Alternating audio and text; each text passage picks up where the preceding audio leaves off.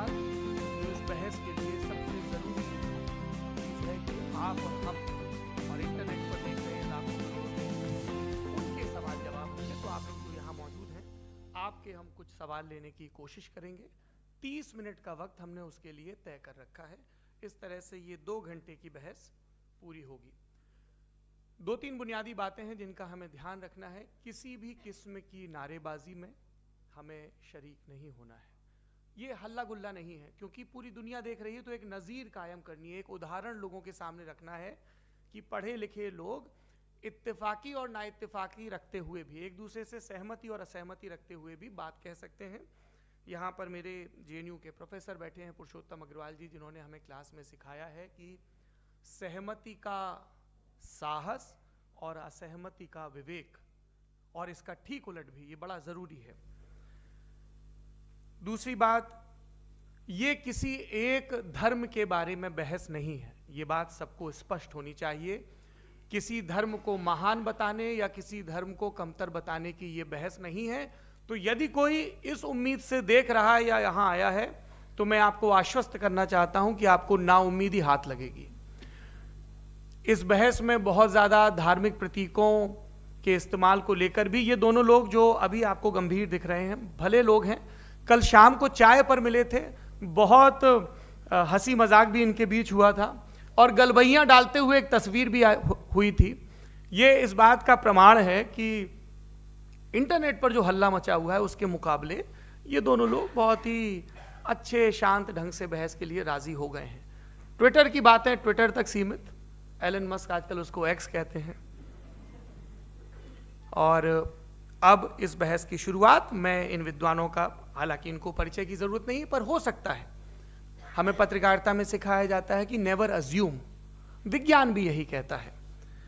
मुफ्ती smile Nadvi साहब Islamic विद्वान, शिक्षाविद हैं, कोलकाता के वाहियान फाउंडेशन के संस्थापक हैं, लखनऊ की प्रतिष्ठित दारुल उलूम नदवतुल उलमा से ग्रेजुएशन किया है, सोशल मीडिया और सार्वजनिक मंचों पर अध्यापन और बौद्धिक कामों में सक्रिय हैं, और इस समय इंटरनेशनल इस्लामिक यूनिवर्सिटी मलेशिया से PhD कर रहे हैं।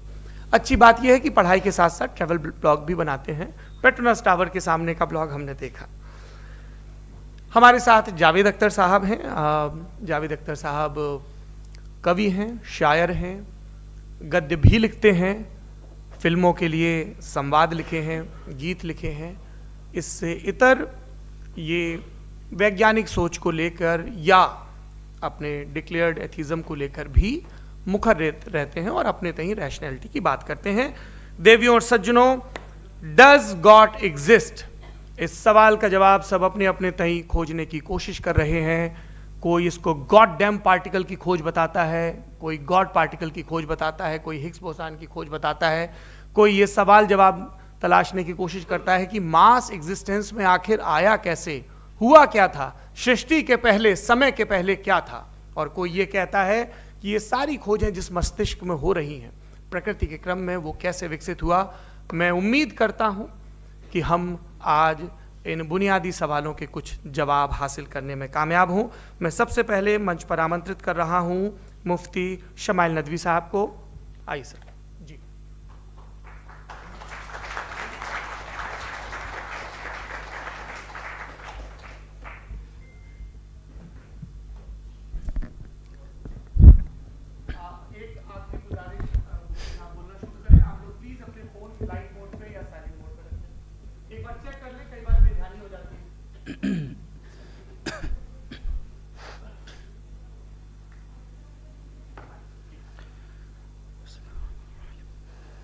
तमाम तारीफ़ें उस क्रिएटर के लिए जिसने इस यूनिवर्स को एक मकसद के तहत पैदा किया है।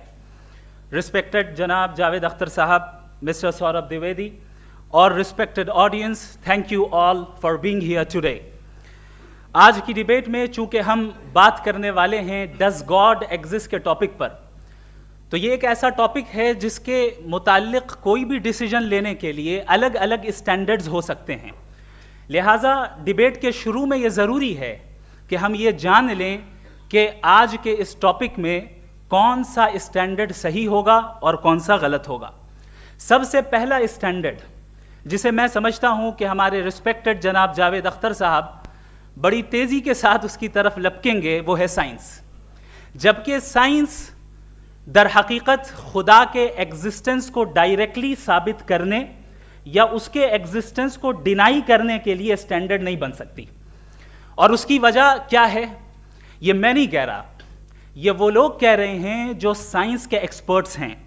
नेशनल एकेडमी ऑफ साइंस कहती है science doesn't have the processes to prove और disprove the existence of God. Why? क्योंकि साइंस का ताल्लुक एम्पेरिकल एविडेंस से है और एम्पेरिकल एविडेंसेस का ताल्लुक हमारे नेचुरल और फिजिकल वर्ल्ड से है, जबकि गॉड नॉन फिजिकल और सुपर नेचुरल रियलिटी है। लिहाजा नॉन फिजिकल रियलिटी को आप उस टूल के साथ नहीं चेक कर सकते जिसका काम फिजिकल रियलिटी को तलाश करना है। लिहाजा आज इस डिबेट में गॉड की एग्जिस्टेंस को साबित करने या उसे डिनाई करने में साइंटिफिक एविडेंस को एक्सेप्ट नहीं किया जाएगा। दूसरा स्टैंडर्ड हो सकता है रेविलेशन, कि रेविलेशन के जरिए हम यह साबित करें कि गॉड एग्जिस्ट करता है या नहीं। लेकिन यह स्टैंडर्ड भी आज इररेलेवेंट है। क्यों? क्योंकि रेविलेशन मेरे नजदीक सोर्स ऑफ नॉलेज है, वैलिड सोर्स ऑफ नॉलेज है, लेकिन हमारे जावेद अख्तर साहब के नजदीक ये वैलिड सोर्स ऑफ नॉलेज नहीं है। लिहाजा आज की डिबेट में मैं एक भी एविडेंस किसी भी मजहबी स्क्रिप्चर से नहीं दूंगा ताकि जावेद अख्तर साहब के लिए वो अनएक्सेप्टेबल ना हो। तीसरा जो मेयार हो सकता है वो है ऑब्जर्वेशन, कि भाई कोई कहे कि हमें खुदा दिखाओ, अगर है तो दिखाओ, या ये कि खुदा के एग्जिस्टेंस पर एम्पेरिकल एविडेंस दो। तो ये है दर हकीकत गलत टूल का इस्तेमाल करना। ये ऐसा ही है कि जावेद साहब मुझसे ये मुतालबा करें कि मुफ्ती साहब आप मेटल डिटेक्टर के जरिए प्लास्टिक डिटेक्ट करके दिखाएं। अब चूंकि प्लास्टिक डिटेक्ट नहीं हो पा रही है लिहाजा plastic does not exist. No, you are using the wrong tool. इस टूल से प्लास्टिक को डिटेक्ट नहीं किया जाता। लिहाजा मैं समझता हूं कि गॉड के एग्जिस्टेंस पर एम्पेरिकल एविडेंस का मुतालबा करना एक बचकाना मुतालबा है, और हमारे रिस्पेक्टेड जनाब जावेद अख्तर साहब इस स्टेज से अब बहुत आगे निकल चुके हैं। अब बचता है एक ही स्टैंडर्ड, और वो स्टैंडर्ड है अक्ल, लॉजिक, रीजनिंग। और यही वो स्टैंडर्ड है जिसके तहत गॉड की एग्जिस्टेंस को साबित किया जाएगा या गॉड की एग्जिस्टेंस को डिनाई किया जाएगा। लेकिन चूंकि ये बहुत इंपॉर्टेंट और सेंसिटिव टॉपिक है, इसलिए लॉजिकल आर्ग्यूमेंट भी ऐसा होना चाहिए जो डेफिनेटिव हो, इनडेफिनेटिव ना हो, जो 2 और 2 4 की तरह बिल्कुल वाजे हो, जिसे लॉजिकली रिजेक्ट करना पॉसिबल नहीं हो। फॉर एग्जाम्पल हम कहें हमारे रिस्पेक्टेड मिस्टर सौरभ साहब, ये एक इंसान है और तमाम इंसान कॉन्शियस बीइंग है, लिहाजा नतीजा क्या निकला, हमारे सौरभ साहब भी कॉन्शियस बीइंग है। क्या ये इनडेफिनेट आर्ग्यूमेंट है या डेफिनेट आर्ग्यूमेंट है? ये डेफिनेट आर्ग्यूमेंट है। ये 2 और 2 की तरह वाजे है, इसमें किसी तरह जो है लॉजिकली इसको रिजेक्ट नहीं किया जा सकता। तो अगर आज हमारे जावेद अख्तर साहब ऐसी कोई अकली दलील और लॉजिकल एविडेंस दें खुदा के ना होने पर जो डेफिनेट भी हो, तो मैं ये ऐलान करता हूं कि यकीनन मैं उस एविडेंस को कबूल करूंगा और उस पर गौर करूंगा। लेकिन साथ में यह भी ऐलान कर देता हूं प्रेडिक्शन के तौर पर कि ऐसा कोई डेफिनेट आर्ग्यूमेंट कोई नहीं पेश कर सकता। दलील हम देंगे और डेफिनेटिव दलील देंगे, लॉजिकल दलील देंगे, ऐसी दलील देंगे जो एंटायर एथिस्टिक वर्ल्ड उसे रेफ्यूट नहीं कर सकती। चलें अब हम एक एग्जाम्पल सोचते हैं, एक सिनेरियो, सिंपल सिनेरियो, तमाम ऑडियंस से गुजारिश है, हम और आप एक आइसोलेटेड आइलैंड पर हैं, ऐसा आइलैंड जहां पे हमसे पहले कोई कभी नहीं गया। चलते चलते आपके सामने अचानक आपने देखा एक पिंक कलर की बॉल पड़ी हुई है। सबसे पहला सवाल आपके जहन में क्या आएगा कि ये बॉल यहां क्यों आई, कैसे आई, ये पिंक कलर की ही क्यों है, कोई और कलर भी हो सकता था, ये इसी शेप में क्यों है, कोई और शेप भी हो सकता था। नेचुरली आप इस तरफ पहुंचेंगे कि कोई ना कोई है जिसने इन स्पेसिफिक प्रॉपर्टीज के साथ इस बॉल को बनाया है और यहां पे रखा है। चूंकि आप जानते हैं कि ये जो बॉल है इसका एग्जिस्ट करना जरूरी नहीं है, ये एग्जिस्ट कर भी सकती थी, नहीं भी कर सकती थी, और एग्जिस्ट करना ही था तो किसी और फॉर्म में करती, किसी और कलर में करती।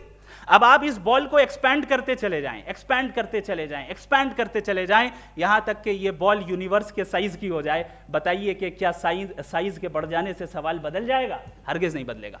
अभी भी सवाल रहेगा ये यूनिवर्स कहां से आया, इन स्पेसिफिक प्रॉपर्टीज के साथ कहां से आया, क्यों आया, किसने बनाया, ये सवाल उस वक्त भी वैलिड रहेगा।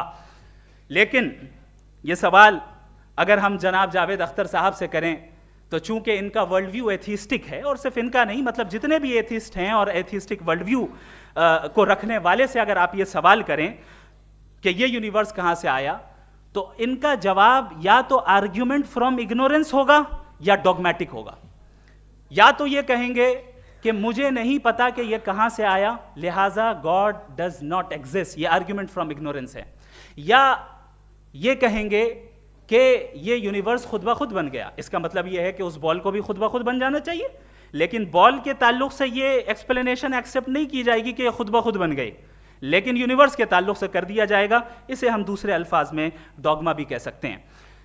दूसरी चीज, हमारे जावेद अख्तर साहब जरूर गॉड ऑफ गैप्स की मिसाल भी जरूर देंगे, और मिसाल देंगे कि पहले ज़माने में बिजलियां कड़कती थी तो लोगों ने किसी एक खुदा की तरफ, और बारिश होती थी तो दूसरे खुदा की तरफ मंसूब कर दिया, उनके पास दलील नहीं थी।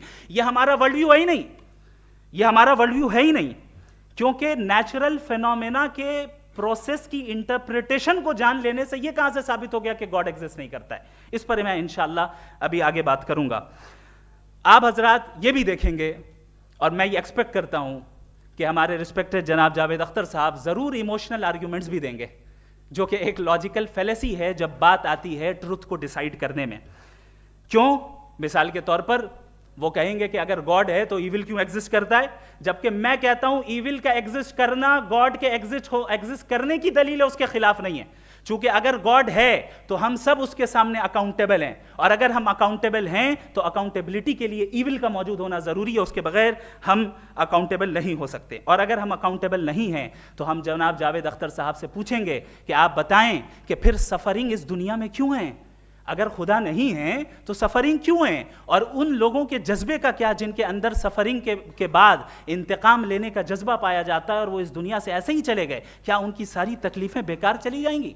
अब आ जाएं उसी एग्जाम्पल की तरफ कि बॉल, मुझसे अगर कोई पूछे इस बॉल को किसने बनाया और या इस एक्सपेंडेड बॉल को किसने बनाया, मैं कहूंगा कि चूंकि ये यूनिवर्स और इस यूनिवर्स की तमाम चीजें कॉन्टिंजेंट हैं। कॉन्टिंजेंट होने का मतलब ये होता है कि जो अपने एग्जिस्टेंस पे किसी के ऊपर डिपेंड करती हो, तो जाहिर है ये यूनिवर्स कॉन्टिंजेंट है। और अगर कोई चीज कॉन्टिंजेंट नहीं है तो मैं रिक्वेस्ट करूंगा कि मुझे दिखा दें कि कौन सी चीज यूनिवर्स में कॉन्टिंजेंट नहीं है, हम भी जरा गौर कर लें और हम भी देख लें।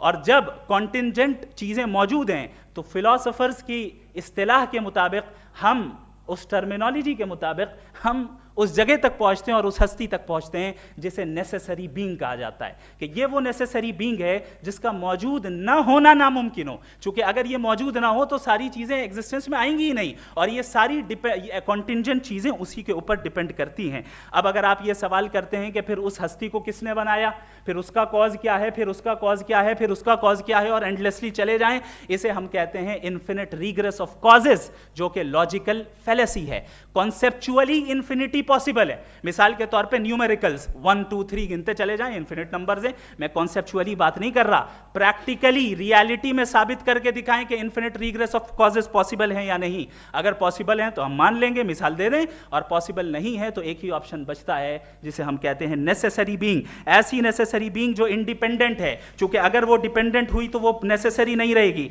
ऐसी इंडिपेंडेंट बीइंग जो इटर्नल है, अगर वो इटर्नल नहीं होगी, उसकी बिगिनिंग होगी, तो वो खुद कॉन्टिंजेंट है। ऐसी बीइंग जो पावरफुल है, क्योंकि कॉन्टिंजेंट को एक्चुअलाइज करने के लिए पावर चाहिए। ऐसी बीइंग जो इंटेलिजेंट है और नॉलेजेबल है, क्योंकि ये यूनिवर्स स्पेसिफिक फॉर्म और स्पेसिफिक लॉज ऑफ नेचर के तहत प्रिसाइजली चल रहा है।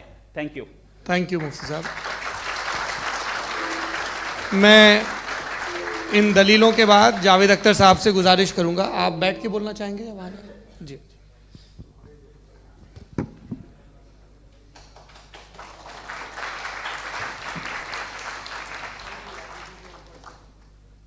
पहले तो मैं मुफ्ती साहब को एक अच्छी खबर देना चाहूँगा कि मेरी नॉलेज साइंस के बारे में बड़ी मामूली है, तो आप फिक्र ना करें उसकी, लेकिन कुछ कॉमन सेंस है मुझ में।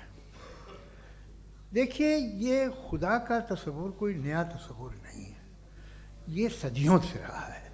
ये कुछ रिलीजन 3000 साल पुराने होंगे, 4000 साल पुराने होंगे, लेकिन इंसान कोई 10,000 12,000 साल से एग्जिस्ट करता है होमोसेपियन की शक्ल में, और हमेशा कुछ ना कुछ मज़हब रहे।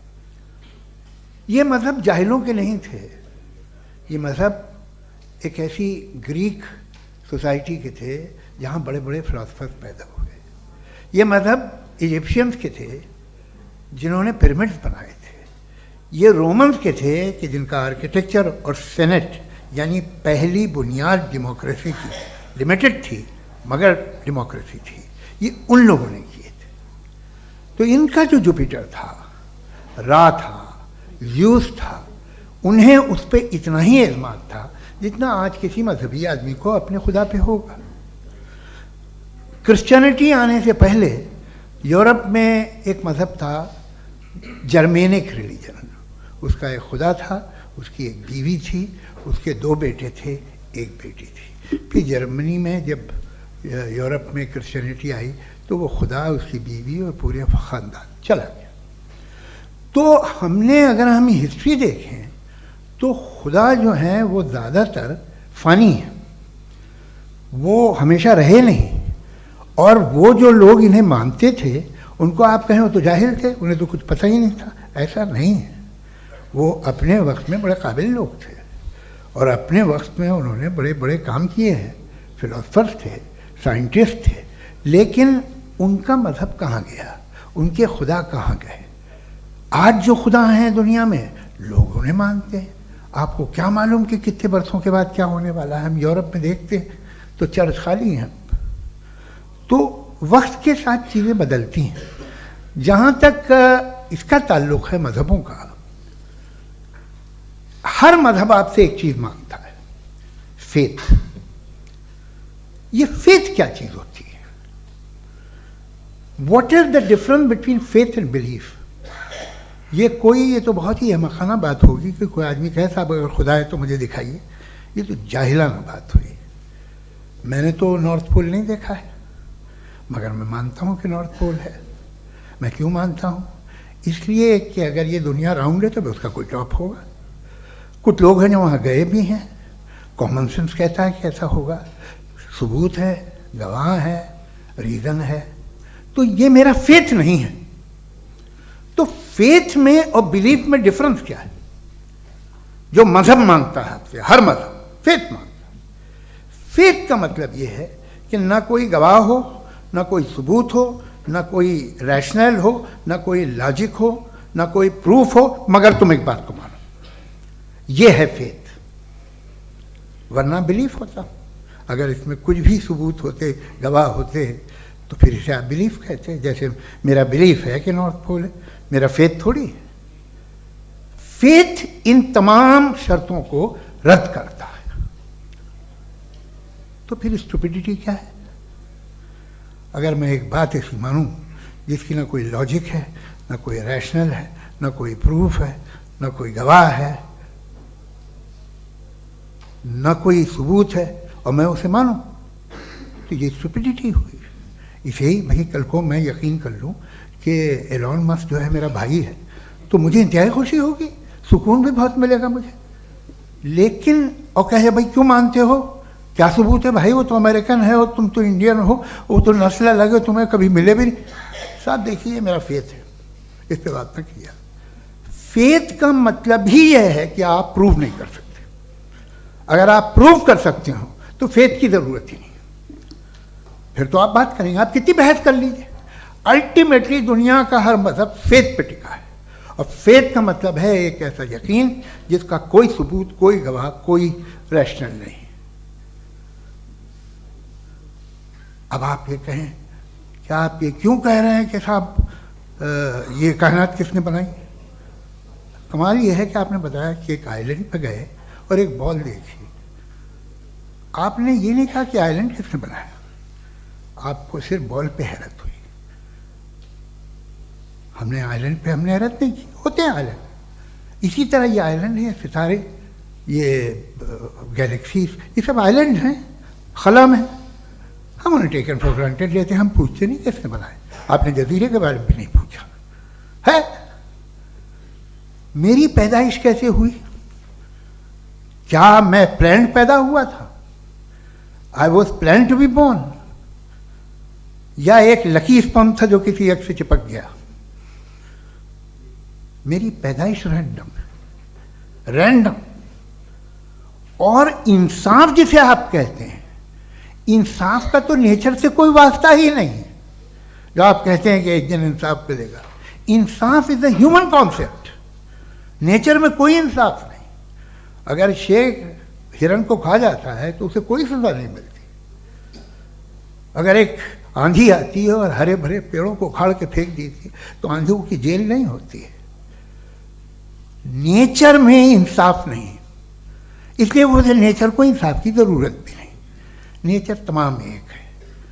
अब हम कहें कि साहब ये देखिए जो मैंने खाना खाया था ये मेरी आँख तो नहीं यूँ कर दिया उसे, तो इसे सज़ा मिलनी नहीं, वो सिस्टम है, ऐसे ही चल रहा है। नेचर बगैर इंसाफ के है। इंसाफ इज अ ह्यूमन कॉन्सेप्ट। तो जो आपसे कहता है कि मैं तुम्हें इंसाफ दूंगा, वो इंसानी जहन की पैदावार है। ये नेचुरल है ही नहीं, ये आसमानी है ही नहीं। नेचर का तसव्वुर, इंसाफ का तसव्वुर।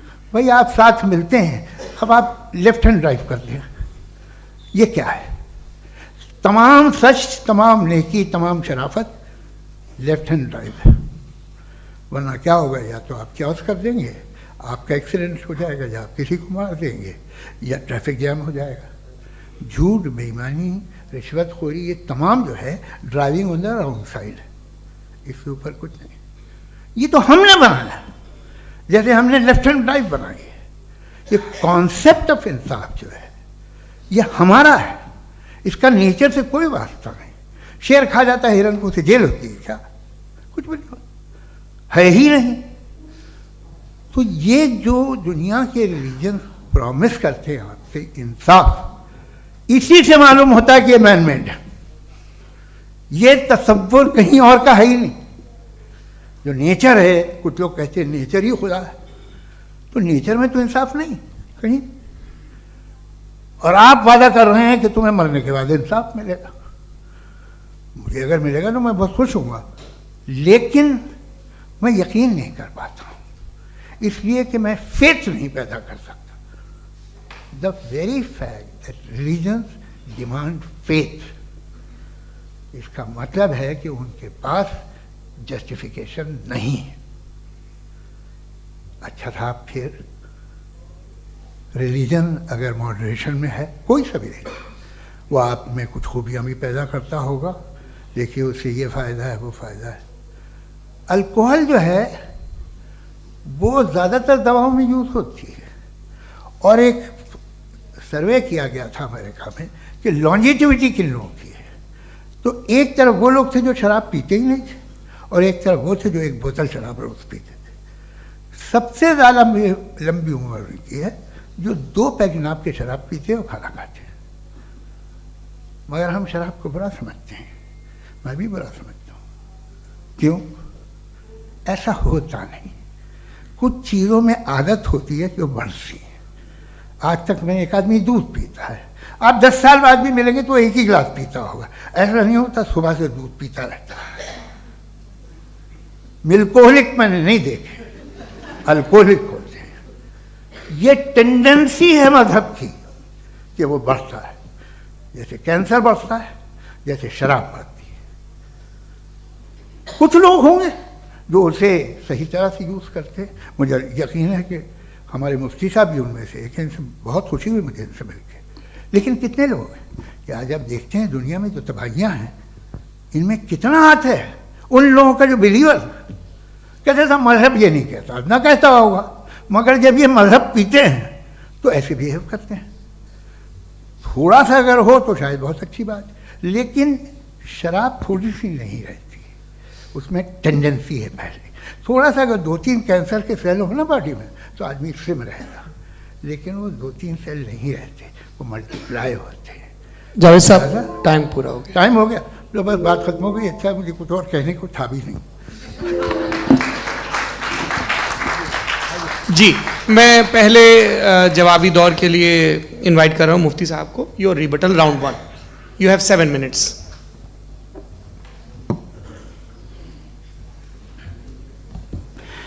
Thank you very much Javed साहब, आपकी बात को सुनकर बड़े महजूज हुए हम लोग। महजूज, do you understand? We enjoyed. Okay, अब थोड़ा सा लॉजिकली उसको हम लोग देखते हैं। दरअसल हम लोगों ने कल गुजारिश की थी मुफ्ती साहब से भी, जावेद साहब से भी, कि हिंदुस्तानी ज़बान आम फहम सबको समझ में आ जाए और जहाँ कहीं आप मुश्किल शब्द इस्तेमाल करें वहाँ बताते भी चलें। Thank you. तो सबसे पहले हमारे रिस्पेक्टेड जावेद साहब ने हवाला दिया कि खुदा फ़ानी है। कितने मजहब आगे चले गए, किसी ने जुपिटर को खुदा माना, किसी ने किसी को माना। मैं कहता हूँ जिसने कॉन्टिंजेंट चीज़ को खुदा माना, गलत माना, वो खुदा ही नहीं, वो खुदा ही नहीं है। हम तो नेसेसरी बीइंग को साबित करने बैठे हैं, वो नेसेसरी कॉज जो इटरनल है, जो अबदी भी है और अजली भी है। हम किसी और को साबित करने नहीं बैठे। दूसरी चीज़ उन्होंने कहा कि फेथ एंड बिलीफ, ये एक ऐसी डेफिनेशन है फेथ की जो इन्होंने पहली मर्तबा पेश की है, या माफ कीजिएगा इन्होंने पहली मर्तबा पेश नहीं की है, रिचर्ड डॉकिंस ने पहली मर्तबा पेश की है। मुझे मालूम है ये सोर्स कहां से है। एपिस्टेमोलॉजिकली फेथ और बिलीफ का फर्क आप इस तरह नहीं कर सकते सर। फेथ सही भी होता है, गलत भी होता है, बिलीफ सही भी होता है, गलत भी होता है। जो लॉजिक, रीजन और एविडेंस से बैक्ड होगा वो फेथ सही होगा। और आप जिस फेथ की बात कर रहे हैं कि इलॉजिकल है और उसके पीछे नहीं है, तो we are on the same page. हम नहीं मानते उस फेथ को, जो फेथ ऐसा हो जिसके पीछे कोई लॉजिक ना हो, एविडेंस ना हो, हम नहीं मानते। हम तो उस फेथ के कायल हैं जिसके पीछे लॉजिक हो और एविडेंस हो। तो बिलीफ सही भी होता है, गलत भी होता है, फेथ भी सही होता है और गलत भी होता है। तो आज फेथ और बिलीफ के डिफरेंस पे बात नहीं हो रही। आज आप चाहे फेथ एक्सेप्ट कर लें या बिलीफ एक्सेप्ट कर लें, आज ये बात होगी कि ट्रूथ क्या है। चाहे ट्रू बिलीफ सही है या ट्रू फेथ सही है, और फॉल्स फेथ क्या है और फॉल्स बिलीफ क्या है, बात इस पे हो रही। दूसरी चीज इन्होंने पूछा स्टुपिडिटी फिर क्या है। अगर फेथ रिलीजन स्टुपिडिटी नहीं है तो और क्या है? चूंकि फेथ का मुतालबा करते हैं तो स्टुपिडिटी क्या है? मैं कहता हूं स्टुपिडिटी एथिज्म है। उसकी वजह यह है कि आप एक सड़क पे जा रहे हो और आप किसी गार्डन में जाएं और देखें वहां लिखा है फूलों के साथ I love Javed Akhtar, and I really do, I love you sir. So जब आप वहां पर पहुंचे तो वहां पहुंचकर अब ये बताएं, क्या आप ये कहेंगे wow what a natural selection?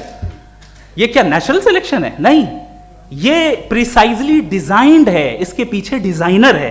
लिहाजा अगर कोई एक ऐसी कॉमन सेंस की बात को कबूल नहीं कर रहा है कि यूनिवर्स जो इतने प्रिसाइजली काम कर रहा है, हम कह दें कि खुद ब खुद बन गई, मैं समझता हूं इससे बड़ी स्टुपिडिटी और कुछ नहीं है। ये इरैशनल चीज है। फिर हमारे सर ने कहा कि आपने बॉल पे फोकस किया, आइलैंड पे फोकस नहीं किया। अरे आइलैंड को किसने बनाया यही समझाने के लिए तो बॉल की मिसाल दे रहा हूं। और बॉल भी कॉन्टिंजेंट है, आइलैंड भी कॉन्टिंजेंट है, दोनों नेसेसरी बीइंग का मुतालबा करते हैं। आगे इन्होंने कहा कि नेचर में कोई इंसाफ नहीं है। हम डिसाइड करते हैं कि मोरालिटी क्या होती है, इंसाफ क्या होता है। हम डिसाइड करते हैं, जैसे ड्राइविंग सीट में ट्रैफिक वाला, ये तो किसी खुदा ने नहीं कहा, ये है, इसे कहते हैं फॉल्स इक्विवेलेंस। ये एक लॉजिकल फेलेसी है। आपने जो है मिसाल दी ड्राइविंग की और ट्रैफिक की, ये सब्जेक्टिव मोरालिटी है। आप सब्जेक्टिव मोरालिटी को मिसाल बनाकर ऑब्जेक्टिव मोरालिटी के ऊपर नहीं थोप सकते। इंसाफ की ऑब्जेक्टिव मोरालिटी। अगर आप ये कहते हैं कि नेचर में इंसाफ नहीं है तो इंसाफ का न होना ये नेचुरल हुआ, तो फिर नेचर को नेचर रहने दे, क्यों हम इतना स्ट्राइव कर रहे हैं दुनिया में इंसाफ लाने के लिए? ये तो इलॉजिकल बात है, इरैशनल बात है। इसलिए बहुत सी चीजें ऐसी हैं जो ऑब्जेक्टिवली जो है इविल या गुड हैं, और बहुत सी चीजें ऐसी हैं जो सब्जेक्टिवली हैं। सब्जेक्टिवली जो मोरल होता है या इमोरल होता है उसको हम सोशल कंसेंसस से या पर्सनल प्रेफरेंस से डिसाइड करते हैं। लेकिन जो ऑब्जेक्टिव मोरालिटी है जिसमें इंसाफ आया, जो इन्होंने बार बार रिपीट किया, ये ऑब्जेक्टिव है, सब्जेक्टिव नहीं है। अगर आप कहते हैं ये सब्जेक्टिव है तो मेरा सवाल आपसे ये है, क्या सोशल कंसेंसस के जरिए अगर जुल्म को सही करार दे दिया जाएगा तो आप जुल्म को जस्टिफाई करेंगे? दूसरी चीज इन्होंने ये कहा कि 2 पैक शराब पी लें तो वो उतने पे नहीं रहता, बढ़ जाता है। यही मामला मजहब के साथ है। 2 पैक आप पी लें बढ़ेगा। तो ये एक ऐसी मिसाल है, इसको कहीं भी फिट कर लें कि आप एथिज्म पे जब फिट करें, जब आप 2 पैक एथिज्म का लेंगे ना तो वो बढ़ बढ़ के नॉर्थ कोरिया बनेगा। Thank you.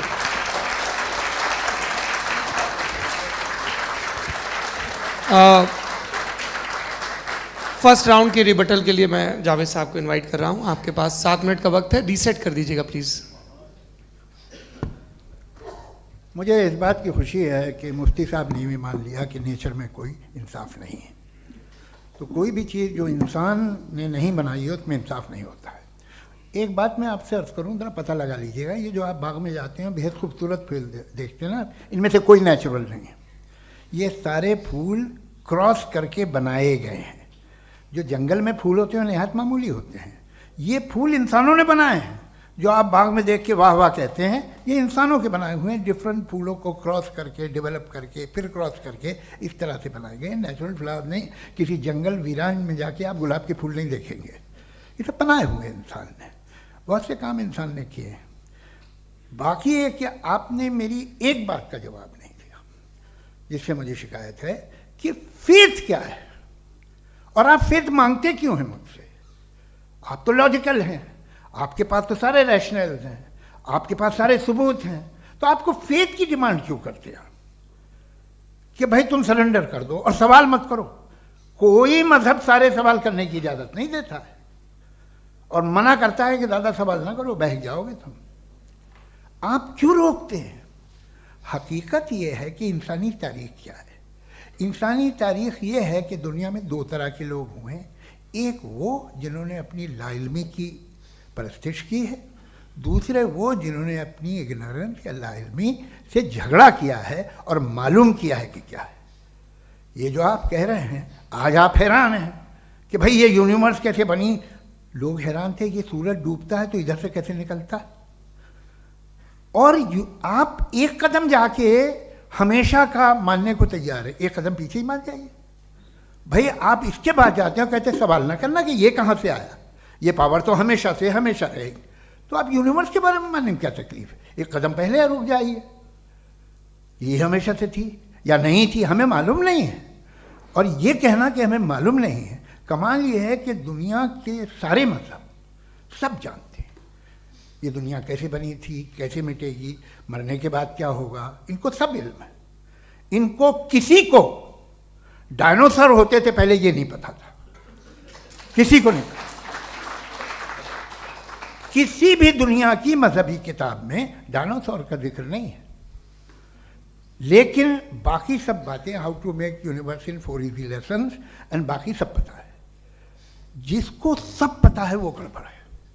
हम में ये इंकिसार, ये ह्यूमिलिटी होनी चाहिए कि हम ये कहें कि हमें ये बहुत सारी बातें नहीं मालूम, लेकिन हम उनकी परस्तिश ना करें, अपनी लाइल्मी को की परस्तिश ना करें, हम उसे पता लगाने की कोशिश करें।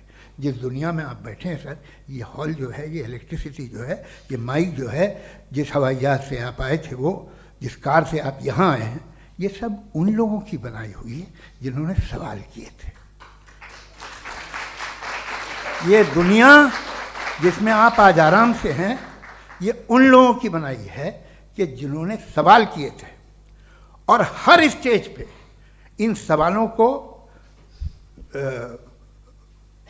मकरूह कहा गया था, गलत कहा गया था। आप ज़रा तारीख पढ़िए, एक बड़ी दिलचस्प किताब है बर्ट्रैंड रसेल की, जिसमें उसने रिलीजन एंड साइंस कि कब से रिलीजन जो है साइंस के अगेंस्ट है। और हद तो ये है कि भाप के इंजन के खिलाफ थे, स्टीम इंजन के भी खिलाफ थे, और फतवे हुए उन पर, वेटिकन ने दिए। तो ये हमेशा, अभी जैसे ही ये राइट विंगर आते हैं अमेरिका में पावर में, तो वो जो अपना ये क्या बोलते हैं उसे, सीड क्या बोलते हैं, सीड क्या जो, हाँ नहीं सीड जो होते हैं जिन पे जी नहीं भाई, वो जो ह्यूमन बॉडी के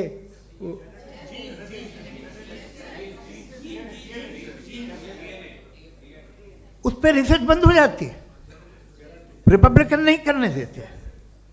अरे भाई इतना डर क्या है तुम्हें? एक ज़माने में बहुत नाराज़ थे ये सारे मजहबी लोग कि ये इंसान तो इंसान बनाने की कोशिश कर रहा है। आपको क्या तकलीफ भाई, बना ले तो बना लेने दो, ये खौफ क्या है? और ये सब आज जो आप कह कर रहे हैं नामुमकिन है, ये कैसे हुआ? मुझे एक किस्सा याद आता है। जब मैं 6ठी क्लास में था तो मैं मैथमेटिक्स में बहुत वीक था, तो एक टीचर रख दिया गया। उसने 1 2 3 4 5 6 7 तो सिखा दिया मुझे। वो दिन मैं भूल नहीं सकता हूँ मुफ्ती साहब, जिस दिन उसने ये बताया कि 1/2 क्या होता है और 3/4 क्या होता है, मुझे ऐसा लगा कि मेरा सर बीच से फट जाएगा। यह आदमी कह रहा है कि जो दीवार के अंदर जाओ वॉक करते हुए। आज हंसता हूँ मैं इस बात पे। तो आज जो बातें आपके जहन से बिल्कुल परे हैं और आप हैरान होते हो उन्हें देख के, एक वक्त आएगा कि मामूली लगेंगे। और हुआ है, आपकी इंसानी तारीख ही है। इतनी जल्दी सारे फैसले आप मत कर लीजिए, थोड़ा ये ह्यूमिलिटी रखिए कि भाई ये हमें नहीं मालूम। ये कहने में क्या आ रहा है, ये यूनिवर्स कहाँ तक फैली, ये कब से है और कब तक रहेगी, हमें नहीं मालूम। आपने फैसला कर लिया कब बनी। ये आपके हिसाब से कोई 14 बिलियन ईयर बनी जो समझा जाता है। उससे पहले हजारों करोड़ों अरबों साल तक खुदा बैठा क्या कर रहा था? खामोश बैठा था, ऐसे ही जमाइयाँ ले रहा था। फिर उसे आइडिया है, यार एक काम करते, वक्त अच्छा गुजर जाएगा, यूनिवर्स बनाते। सोचिए, वो तो हमेशा से है ना, मगर यूनिवर्स हमेशा से नहीं है, ये तो बनाई गई है। और उससे पहले क्या था, इनका क्या काम था? कैसी बात है, ये बड़ा आसान है। जो बात हमें आज धीरे धीरे पता चली है, बरसों 2000 और 2500 साल पहले आपको किसी ने बता दिया कि क्या था, आप मान गए, और तब से वही मान रहे हैं जो 2500 साल पहले कहा गया था। सब कुछ बदल गया है, सॉल्व हो रही हैं चीज़ें। अभी साइंस बिल्कुल दावा नहीं करती, या कोई फिलोसफर ये दावा नहीं करता कि हमें सब मालूम, बल्कि वो कहता है कि हमें जितना मालूम होता है उससे ये मालूम होता है कि हमें कितना कम मालूम। तो हम अपनी जहालत से लड़े, उसकी परस्तिश न करें। जी, टाइम है। Thank you so much. मैं तर्कों की श्रृंखला में राउंड 2 के लिए मुफ्ती साहब को आमंत्रित कर रहा हूँ। आपके पास एक बार फिर से 7 मिनट का वक्त है। शुक्रिया। जनाब जावेद अख्तर साहब कई मर्तबा दोहरा रहे हैं कि फ़ेथ का मतलब बताइए, फ़ेथ का मतलब बताइए। मैंने बता दिया, फ़ेथ सही भी होता है, गलत भी होता है। और आज हम फ़ेथ पे बात नहीं कर रहे, हम ट्रुथ और डज गॉड एग्जिस्ट पे बात कर रहे हैं। क्या डज गॉड एग्जिस्ट, ये ट्रुथ यानी गॉड है या नहीं है, इसमें से दोनों ट्रुथ क्या है। अब आप उसे फेथ कह लें, बिलीफ कह लें, नॉट माई बिजनेस। उसके बाद आपने कहा कि भाई सवाल करने से मजहब रोकता है। मैं कहता हूं जो रोकता है वो रोकता होगा, मैं नहीं रोकता, बल्कि सवाल करें, सवाल करना चाहिए। सवाल कर करके तो हम आगे बढ़ते हैं, तरक्की करते हैं, और इसीलिए मैं आज यहां पे आया हूं। लेकिन सवाल सिर्फ खुदा से नहीं होगा, आपसे भी होगा। सवाल एथिज्म से भी होगा, सवाल सिर्फ मजहब से नहीं होगा, सबसे होगा। और आज मैं सवाल करूंगा और उम्मीद है कि आप जवाब देंगे। अभी तक आपने वैसे कॉन्टिंजेंसी आर्गुमेंट का कोई जवाब नहीं दिया। चलें, आपने कहा यूनिवर्स के बारे में इटर्नल क्यों नहीं बोल देते। ये चूंकि लॉजिकली पॉसिबल ही नहीं है कि यूनिवर्स इटर्नल हो। यूनिवर्स एक कॉन्टिंजेंट चीज है जो टाइम एंड स्पेस के पाबंद है, टाइम एंड स्पेस से बाउंड है। जो टाइम एंड स्पेस से बाउंड होगा वो कॉन्टिंजेंट होगा, जो कॉन्टिंजेंट होगा वो उसकी बिगिनिंग हुई होगी, जिसकी बिगिनिंग हुई होगी वो इटर्नल नहीं हो सकता। ये तो कॉमन सी बात है। आपने कहा कि किसी मजहबी किताब में डायनासोर का जिक्र नहीं है। अफसोस कि आज तक किसी मैथमेटिक्स के किताब में मुझे डायनासोर का जिक्र नहीं मिला। तो इसका मतलब मैथमेटिक्स की किताब बेकार है? नहीं, उसका वो टॉपिक नहीं है। रेवलेशन का और मजहबी किताबों का टॉपिक ये नहीं है कि आपको आके बताए साइकिल कैसे बनाते हैं, या आकर ये बताएं कि जो है डायनासोर कब था। वो तो मोरालिटी सिखाने आया है, गॉड के बारे में बताने आया, नॉन फिजिकल रियलिटी की हकीकत को सिखाने के लिए आया। रिलीजियन साइंस को रोकता है? नहीं रोकता। अगर रोकता है तो गलत करता है। रिलीजियन साइंटिज्म को रोकता है, जिसमें हमारे जावेद साहब मुब्तला हैं। साइंस और साइंटिज्म में फर्क है। साइंटिज्म यह है कि आप समझें कि साइंस और साइंटिफिक मेथोडोलॉजी ये नॉलेज को हासिल करने का वाहिद सोर्स ऑफ नॉलेज है। यह है साइंटिज्म। हम इसे रिजेक्ट करते हैं। हम साइंस को तो तरक्की करते हैं। भाई आप हमारी पूरी तारीख कर लें, पढ़ लें तो आपको पता चल जाएगा। बहरहाल ये अलग टॉपिक है। उसके बाद इन्होंने एक लफ्ज़ कहा, वेटिकन ने फतवा दिया। वेटिकन का फतवे से कोई ताल्लुक नहीं है, दोनों कॉन्ट्राडिक्टरी अल्फाज हैं। उसके बाद उन्होंने कहा कि भाई हमें नहीं मालूम। अगर नहीं मालूम तो क्लियरली कह देना कि नहीं मालूम है, इसमें क्या हरज है। तो वही तो मैं कह रहा हूं ना कि आप कह दें कि नहीं मालूम, लेकिन क्लेम क्यों कर रहे हैं कि गॉड एग्जिस्ट नहीं कर रहा है। आप कह दे नहीं मालूम है, हो सकता है हो सकता ना हो, लेकिन आप क्लेम कर रहे हैं। The moment you say God does not exist, this is a claim, and now the burden of proof is upon you too, जैसे हमारे ऊपर है। और क्यों है मैं बताता हूं, क्यों है ये भी मैं बताता हूं। फिलोसॉफिकली जो क्लेम होता है ना, सिर्फ ये नहीं होता कि इंसान कहे पॉजिटिव क्लेम करे और नेगेटिव क्लेम करे तो बर्डन ऑफ प्रूफ नहीं है। आप मिसाल के तौर पे मैं कहूं कि फुला उस कमरे में कोई नहीं है, मैंने एक नॉलेज का क्लेम किया है। उस कमरे में कोई नहीं है, मैंने एक नॉलेज का क्लेम किया। या तो मैं कहूं मुझे नहीं पता, हो भी सकता है नहीं भी हो सकता है, this is not a claim. लेकिन जब मैं कह रहा हूं कि वहां कोई नहीं है या मैं कह रहा हूं वहां कोई है, दोनों क्लेम है और दोनों के ऊपर बर्डन ऑफ प्रूफ है। हमारे ऊपर भी बर्डन ऑफ प्रूफ है, मैंने कंटिजेंसी आर्ग्यूमेंट दिया, इसे तोड़कर दिखाइए। आखिरी चीज, इन्होंने कहा कि खुदा दुनिया बनाने से पहले 150 साल पहले या करोड़ों साल पहले क्या कर रहा था। अरे हजरत, चलें बहरहाल मैं जवाब दे देता हूं, आप हमारे रिस्पेक्टेड पर्सनालिटी हैं, अगर आप नहीं होते तो मैं इसे एंटरटेन ही नहीं करता। टाइम, ये 100 साल पहले या 100 साल बाद, पहले बाद में अभी, ये वो अल्फाज हैं जिनका ताल्लुक टाइम से है। टाइम शुरू ही हुआ है यूनिवर्स की बिगिनिंग के बाद, तो उसके पहले खुदा क्या कर रहा था, सवाल इलॉजिकल है, ये फेलेसी है। यानी आप ये कह रहे हैं कि यूनिवर्स के बनने से पहले खुदा क्या कर रहा था, टाइम के बनने से पहले, पहले का ताल्लुक टाइम से, टाइम उस वक्त था ही नहीं, तो ये सवाल ही इनवैलिड है खुदा के ताल्लुक से। दूसरी चीज, आर्ग्यूमेंट ऑफ कंटिजेंसी जो मैंने आपके सामने पेश की है, आपने बार बार ये प्रूफ किया और ये कह रहे हैं कि गॉड ऑफ गैप्स। देखिए पहले नहीं मालूम था, साइंस ने कर दिया। सिंपल्स की मिसाल से मैं समझा देता हूं। जिस गैप्स की आप बात कर रहे हैं ना, साइंस उन गैप्स को जिन चीज के जरिए भी प्रूव करेगा वो कॉन्टिंजेंट ही होगा, अब चाहे वो फोर्स हो, मैटर हो या एनर्जी हो। लिहाजा सवाल हमारा उस वक्त भी वैलिड होगा जब तक कि आप नेसेसरी बीइंग पे ना आ जाएं, और इन्फिनिट रिग्रेस पॉसिबल नहीं है of causes in practical world, तो जाहिर है कहीं रुकना पड़ेगा, जहां रुकेंगे वही खुदा है। दूसरी चीज, आपने ये कहा, क्या कह रहा था मैं, किस पॉइंट को? What? Oh no, after that. Just now. हाँ, जहां रुकेंगे वही खुदा है। बहरहाल, तो टाइम का जिक्र हो गया, गॉड ऑफ गैप, सॉरी, या इसकी एक मिसाल आप ले लें।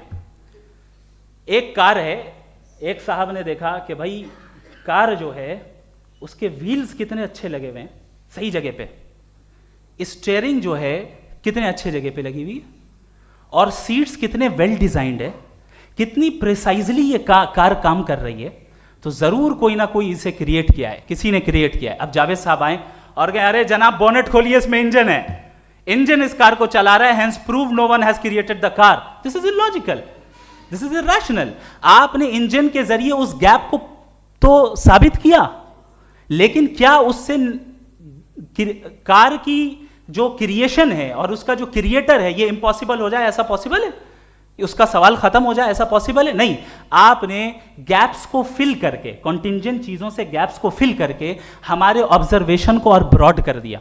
अब हमें और पता चल गया कि ये जो कार है इसका सिस्टम कितना ज्यादा कॉम्प्लेक्स है। पहले कम समझते थे, अब कॉम्प्लेक्सिटी और ज्यादा वाजे हो गई। अब हमें समझ में आ रहा है कि हमारी सर्टेनिटी और बढ़ गई कि जरूर इस कार को किसी ना किसी ने बनाया। यही मामला यूनिवर्स का है। साइंस हमेशा फिजिकल वर्ल्ड की चीजों को ही फिल करती जाएगी और फिजिकल चीजों से ही करती जाएगी, चूंकि एम्पेरिकल एविडेंस का ताल्लुक फिजिकल वर्ल्ड से है।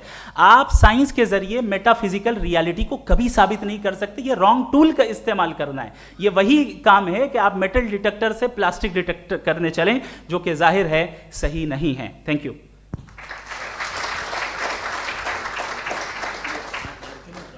जी, ये आर्ग्यूमेंट का राउंड 2 है। हाँ। 7 मिनट है। पहले तो मैं आपसे अर्ज करूं कि आपने कहा कि जब कायनात ही नहीं थी तो वक्त भी नहीं था, कुछ भी नहीं था। कैसे नहीं था? खुदा था। एक एग्जिस्टेंस तो था ना खुदा का। तो जब खुदा था तो वक्त भी होगा। ऐसा नहीं है कि कुछ भी नहीं था, खुदा था। अच्छा, बाकी एक आपने कहा साहब आप साबित कीजिए, आपके पास भी लॉजिक है, मेरे पास भी लॉजिक है। आप मेरा जिम्मेदारी नहीं है साबित करना कि खुदा है। बर्ट्रैंड रसल ने बड़ी अच्छी बात कही। बर्टन रसल ने एक बड़ी अच्छी बात कही है। मैं आपसे अगर ये दावा करूं कि एक चाय की केतली मरीख के चारों तरफ घूम रही है, मार्स के चारों तरफ, तो यह आपका काम नहीं है कि आप साबित करें कि कोई चाय की केतली नहीं है। ये मेरा काम है, मैंने दावा किया है। ये दावा तो मजहबी लोग करते हैं कि खुदा है, मैं क्यों साबित करूं कि नहीं है? जब तक आप मुझे कन्विंस नहीं कर देंगे मैं नहीं मानूंगा। आपकी जिम्मेदारी है, मेरी जिम्मेदारी नहीं है। दोयम ये कि ये जो आप कह रहे हैं, जो गैप्स हैं, ये गैप जब जब किसी मजहब को चैलेंज करते हैं, जब ऐसा कोई बात आती है तो हंगामा हो जाता है कि जब वो चैलेंज करें किसी फेथ को। ये तमाम साइंस जो है इसे मुख्तलिफ जगहों पे मुख्तलिफ वक्तों में मज़हब ने रोकने की कोशिश की है। ये किताब है religion and science Burton Russell की, पढ़िएगा, अच्छी लगेगी आपको। तारीख़ ही है साइंस, मज़हब की साइंस से उसका यही रिश्ता है। अच्छा, अब ये हम सोचें कि बहरहाल ये वजूद जो है मज़हब और ये बिलीव इन गॉड इंसान को बेहतर बना देता है, तो एक काम कीजिए, हिंदुस्तान वर्ल्ड का नक्शा लीजिए और मार्क कीजिए कि रिलीजन कहाँ कहाँ ज़्यादा है, कहाँ कहाँ, चाहे वो लैटिन अमेरिका हो या मिडल ईस्ट हो या फार ईस्ट हो या हिंदुस्तान के वो इलाके जहाँ मजहबियत ज़्यादा है। रख दीजिए नक्शा अलग। अब दूसरा नक्शा कि कहाँ कहाँ नाइंसाफ़ी, रिप्रेशन, औरतों के हुकूक की पामाली, जुल्म, डिक्टेटरशिप कहाँ है, नक्शा एक ही होगा। तो आप मुझे बताएं कि जो इसका तरकीब इस्तेमाल क्या है, खुदा का तरकीब इस्तेमाल तो बताइए। आप छोटी सी दवा सड़क पे बेचते हैं, उसकी भी तरकीब इस्तेमाल बताते हैं। इसके इस्तेमाल से तो फ़ायदे नहीं हुआ किसी को। जो सारे के सारे ख़राब मुल्क हैं, ख़राब समाज है, वो सारे जुल्म खुदा के नाम पे करते हैं। वो गलत करते हैं, सही करते हैं, मुझे क्या लेना देना उससे। इस्तेमाल से मालूम होता ना। एक विस्की की बोतल कभी शायद देखी हो आपने, लाल रंग की होती है, उस पर रोशनी और छपड़ा इंतहाई खूबसूरत लगती है, क्या बिगाड़ रही है किसी का? उसका इस्तेमाल गलत है, इसलिए आप उसे नापसंद करते हैं। इसका इस्तेमाल गलत है, इस तसव्वुर का इस्तेमाल ही गलत है और हमेशा से गलत हुआ है। आप देख लीजिए, इंसानी तारीख देख लीजिए, आज देख लीजिए, हिंदुस्तान देखिए, दुनिया देख लीजिए, क्या हो रहा है। इसे कैसे इस्तेमाल कर रहे हैं फेथ वाले लोग? क्या फेयर हैं, जस्ट हैं, जो अपने खुदाओं पे यकीन रखते हैं? वो किस तरह के लोग हैं? वो लोगों को इंसाफ देते हैं, वो बेहतर इंसान बने। तो इस दवा का फ़ायदा क्या है? चलो बहुत फ़ायदा हो रहा तो मैं इस्तेमाल कर लूँगा, मुझे तो इस दवा का कोई फ़ायदा दिखता ही नहीं।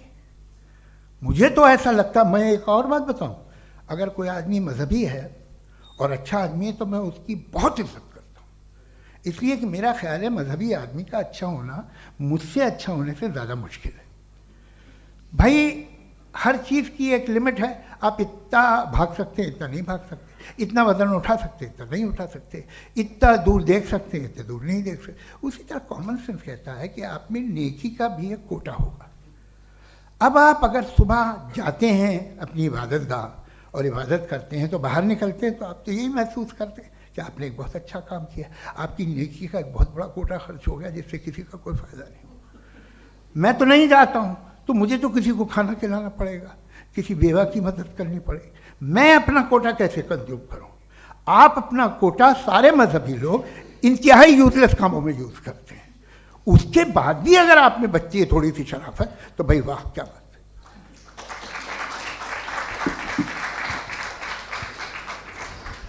एक तो मुझे ये बात बहुत अच्छी लग रही है कि दोनों ही विद्वान समय को मानते हैं और बहुत समय से अपनी दलीलें और बाज़ दफ़ा समय से पहले अपनी तकरीरें पूरी करके अपनी अपनी कुर्सी पर बैठ रहे हैं। ये इस आर्ग्यूमेंट का राउंड 2 पूरा हुआ। अब रिबटल का राउंड 2 है और उसके बाद क्रॉस एग्जामिनेशन होगा।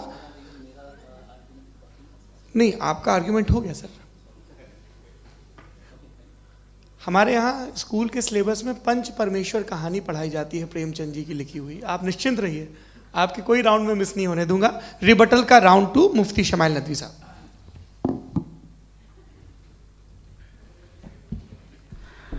असल में जो हकीकी प्रॉब्लम है, असल प्रॉब्लम है, वो ये है कि जावेद साहब के पास कॉन्सेप्ट ऑफ गॉड क्लियर नहीं है।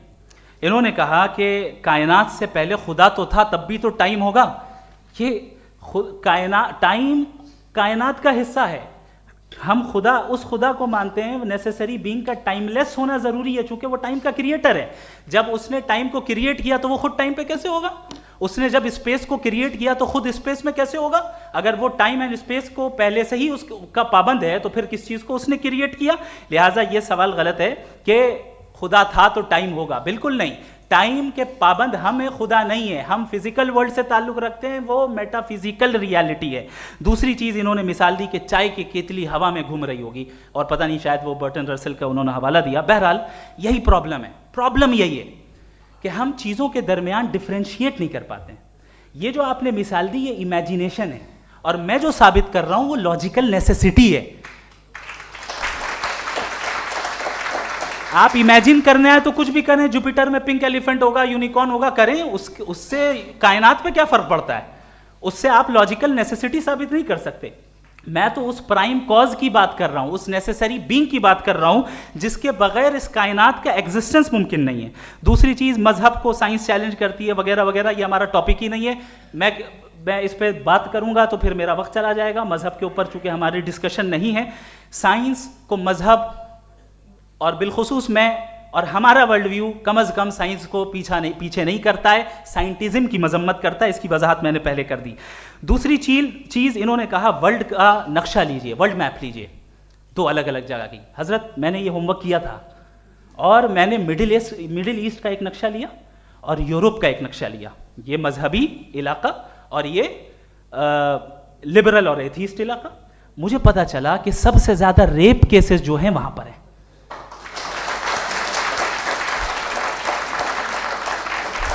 मुझे ये पता चला यूएन की रिपोर्ट के मुताबिक, मैं ये अपने घर से नहीं लेके आ रहा, कि जो वर्किंग वुमेन है यूरोपियन कंट्रीज में, उसमें 81% वुमेन सेक्सुअल हैरेसमेंट का वर्क में शुमार हो रही है। ये मिडिल ईस्ट में नहीं हो रहा है, वो मजहबी लोग हैं इसलिए नहीं हो रहा है। दूसरी चीज आपने ये कहा कि मजहबी आदमी का अच्छा होना हमारे अच्छे होने से बहुत मुश्किल है, बहुत मुश्किल है। तो इसका मतलब यह है कि गॉड के अलावा आपके पास अच्छे और बुरे का कोई स्टैंडर्ड है। मैं चाहूंगा कि कन्वर्सेशनल स्टाइल वाली डिस्कशन और सेगमेंट पे इसी पे बात कर लेते हैं। Thank you very much.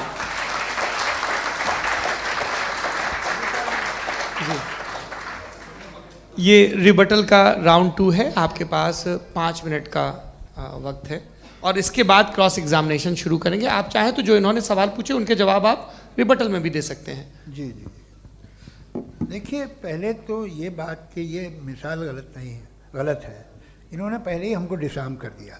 कह लिया अकल से मामला सॉल्व नहीं हो सकता, लॉजिक से आप पहुंच नहीं सकते। ये एक मेटाफिजिकल चीज़ है। मेटाफिजिकल अजीब सा लफ्ज़ है, ठीक से किसी को माने नहीं मालूम इसके, तो ऐसा लगता है कुछ बड़ी चीज़ है।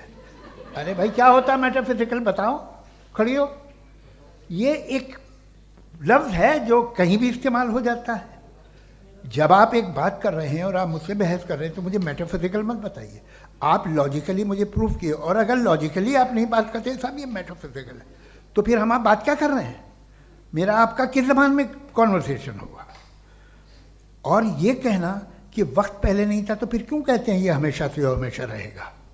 हमेशा वक्त है, तो आप कैसे कहते हैं वो हमेशा से है और हमेशा रहेगा? हमेशा का मतलब है कोई वक्त, अगर वक्त ही नहीं है तो हमेशा कैसे? बाहर वो रहेगा। अब मैं ये देखता हूँ, आपने कहा ना कि वहाँ रेप ज़्यादा होते हैं, तो हम एक बात देखते हैं कि ये दुनिया जिस पे वो कादर मुतलक है, जिसकी मर्ज़ी के बगैर पत्ता भी नहीं हिलता, ओमनीपोटेंट है, ये दुनिया चल कैसे रही है? और इस दुनिया का हाल क्या है? 45,000 बच्चे जो 10 साल की उम्र से कम थे वो गाजा में मरे। भूख से काला हांडी में बच्चे मरते हैं और डिप्थेरिया से मरते हैं। डिप्थेरिया अजीब मर्ज है, गले में जाली बनना शुरू होती है, बच्चा नीला हो जाता है, गरीब का बच्चा, इसलिए कि उपास इलाज में। ये कादर मुतलक है, जो चाहे कर दे। इससे आप दुआएं मांगते हैं हमारी ये काम कर दे वो कर दे, तो इसका मतलब डे टू डे लाइफ में वो इंटरफेयर करता है और ये देख रहा है वो। अगर वो वाकई भी है फॉर डिस्कशन सेक, तो मैं जब दुनिया देखता हूँ तो मेरे दिल में उसके लिए कोई इज्जत नहीं पैदा होती। ये क्या कर रहे हो तुम पूरे ऑल पावरफुल हो, ओमनीपोटेंट हो, ओमनी प्रेजेंट हो। तुम तो वहाँ गाजा में रहे होगे ना, तुम हर जगह हो। तुम देख रहे थे कि बच्चे की कैसे धज्जियाँ उड़ रही, तुम देख रहे थे। और तुम चाहते हो मैं तुम्हारी परस्तिश करूँगा, तुम हो भी। अरे यार, इससे अच्छे तो हमारे चीफ प्राइम मिनिस्टर हैं, कुछ तो ख्याल करते हैं। कमाल है। आप किसकी इबादत कर रहे हैं? अगर वो है भी, ये दुनिया नाइंसाफी से, जुल्म से, जबर से, तशद्दुद से भरी हुई है। और आप ये मत कहिएगा कि वो देख रहा है और वो बताएगा एक दिन। अगर वो देख रहा है और इंटरफेयर नहीं करता तो आप दुआ क्यों मांगते? आप कहते हैं मेरा ये काम करा दे, इसके मतलब है वो दखल दे सकता है, वो आपको नौकरी दिलवा सकता है, भले दूसरे आदमी को न मिले, मगर आपका काम कर देगा चूंकि आपने दुआ मांगी है। तो जब वो आपको नौकरी दिला सकता है, लड़की की शादी कर सकता है, बेटे को ग्रीन कार्ड दिलवा सकता है, तो कम से कम ये जो मर रहे हैं बच्चे, इनको रोक दे, कुछ तो करे। मुझे तो दुनिया में, इस दुनिया का कोई मालिक है, इसका ओमनीपोटेंट कोई रूलर है, और ये दुनिया ऐसी चल रही है।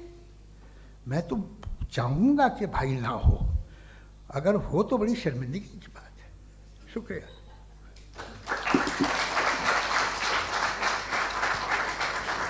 देवियों और सज्जनों, इस बहस के 2 राउंड और 2 रिबटल पूरे हो चुके हैं।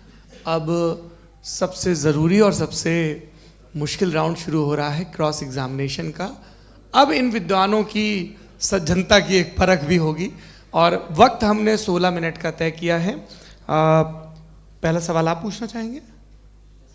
जी बिल्कुल। पहले बोले भी आप आप माइक ले लीजिएगा हाथ में, ये नीचे से होना चाहिए। जी मैं बोलता हूँ, ये डायस हटा सकते हैं क्या हम थोड़ा क्विकली? डायस पीछे कर दीजिए बस थोड़ा सा, है, ताकि ये जो दाएं बाएं लोग बैठे हैं, इसे हटा ही दीजिए। अब हम वहाँ तो जाने वाले नहीं, आराम से आराम से दोनों तरफ से हटा दीजिए।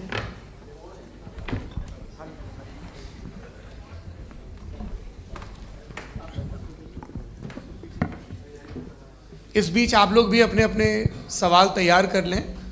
ये ध्यान रखेंगे कि मैं यहाँ से सवाल लूँगा, आप लोगों को अपना हाथ ऊपर करना है, अपना नाम बताना है और अधिकतम 3 वाक्यों में अपना सवाल पूरा करना है। कई लोग सवाल की जगह भाषण देने लगते हैं, उससे आज बचना है। जी मुफ्ती साहब, पहला सवाल आपका, 16 मिनट हैं, हम दोनों लोगों के सवाल लेंगे। जी जी बहुत शुक्रिया। आपकी जो अभी बात हुई बहुत अहम थी, मैं इसको चाहूँगा कि आगे डिस्कस करूँ, लेकिन चूँकि अभी ये वो सेगमेंट है क्रॉस एग्जामिनेशन, तो सबसे पहला सवाल आपसे ये है कि जो मैं इतनी देर से कॉन्टिंजेंसी आर्ग्यूमेंट आपको बता रहा था, ये अकल से ही बता रहा था हजरत, आप ये बताएं कि आप इन्फिनिट रिग्रेस ऑफ कॉजेस को पॉसिबल मानते हैं या नेसेसरी बीइंग के एग्जिस्टेंस को सही समझते हैं, क्योंकि 2 ही ऑप्शन हो सकता है, आप ये बताएं। देखिए, आपको मैं ईमानदारी से बात करूँ, एक तो मैं कॉन्टिजेंसी वर्ड ठीक से समझता नहीं, और इस वक्त भी जो आपने अंग्रेज़ी के अल्फाज इस्तेमाल किए वो ज़रा थोड़े से मुझे डिफ़िकल्ट और कॉम्प्लिकेटेड लगे, तो आप ज़रा सिंपल ज़बान में सवाल कर सकते हैं? बिल्कुल कर सकता हूँ जी। यूनिवर्स की हर चीज़ कॉन्टिंजेंट होने का मतलब ये है कि वो अपने एग्जिस्टेंस में किसी के ऊपर डिपेंडेंट है। जो भी चीज़ डिपेंडेंट होगी वो चीज़ इंडिपेंडेंट नहीं हो सकती, तो उसका कोई ना कोई कॉज होगा। तो अब आप क्या समझते हैं कि ये इन्फिनिट रिग्रेस है, यानी कॉज पर कॉज, कॉज पर कॉज, कॉज पर कॉज, और कभी कोई यानी ये एंडलेसली चलता रहा? क्योंकि अगर ऐसा होगा तो हम तो एग्जिस्टेंस में आते ही नहीं, लॉजिकली ये मुत्तफक अलैह चीज़ है, मुत्तफक अलैह अग्रीड अपॉन। ओके,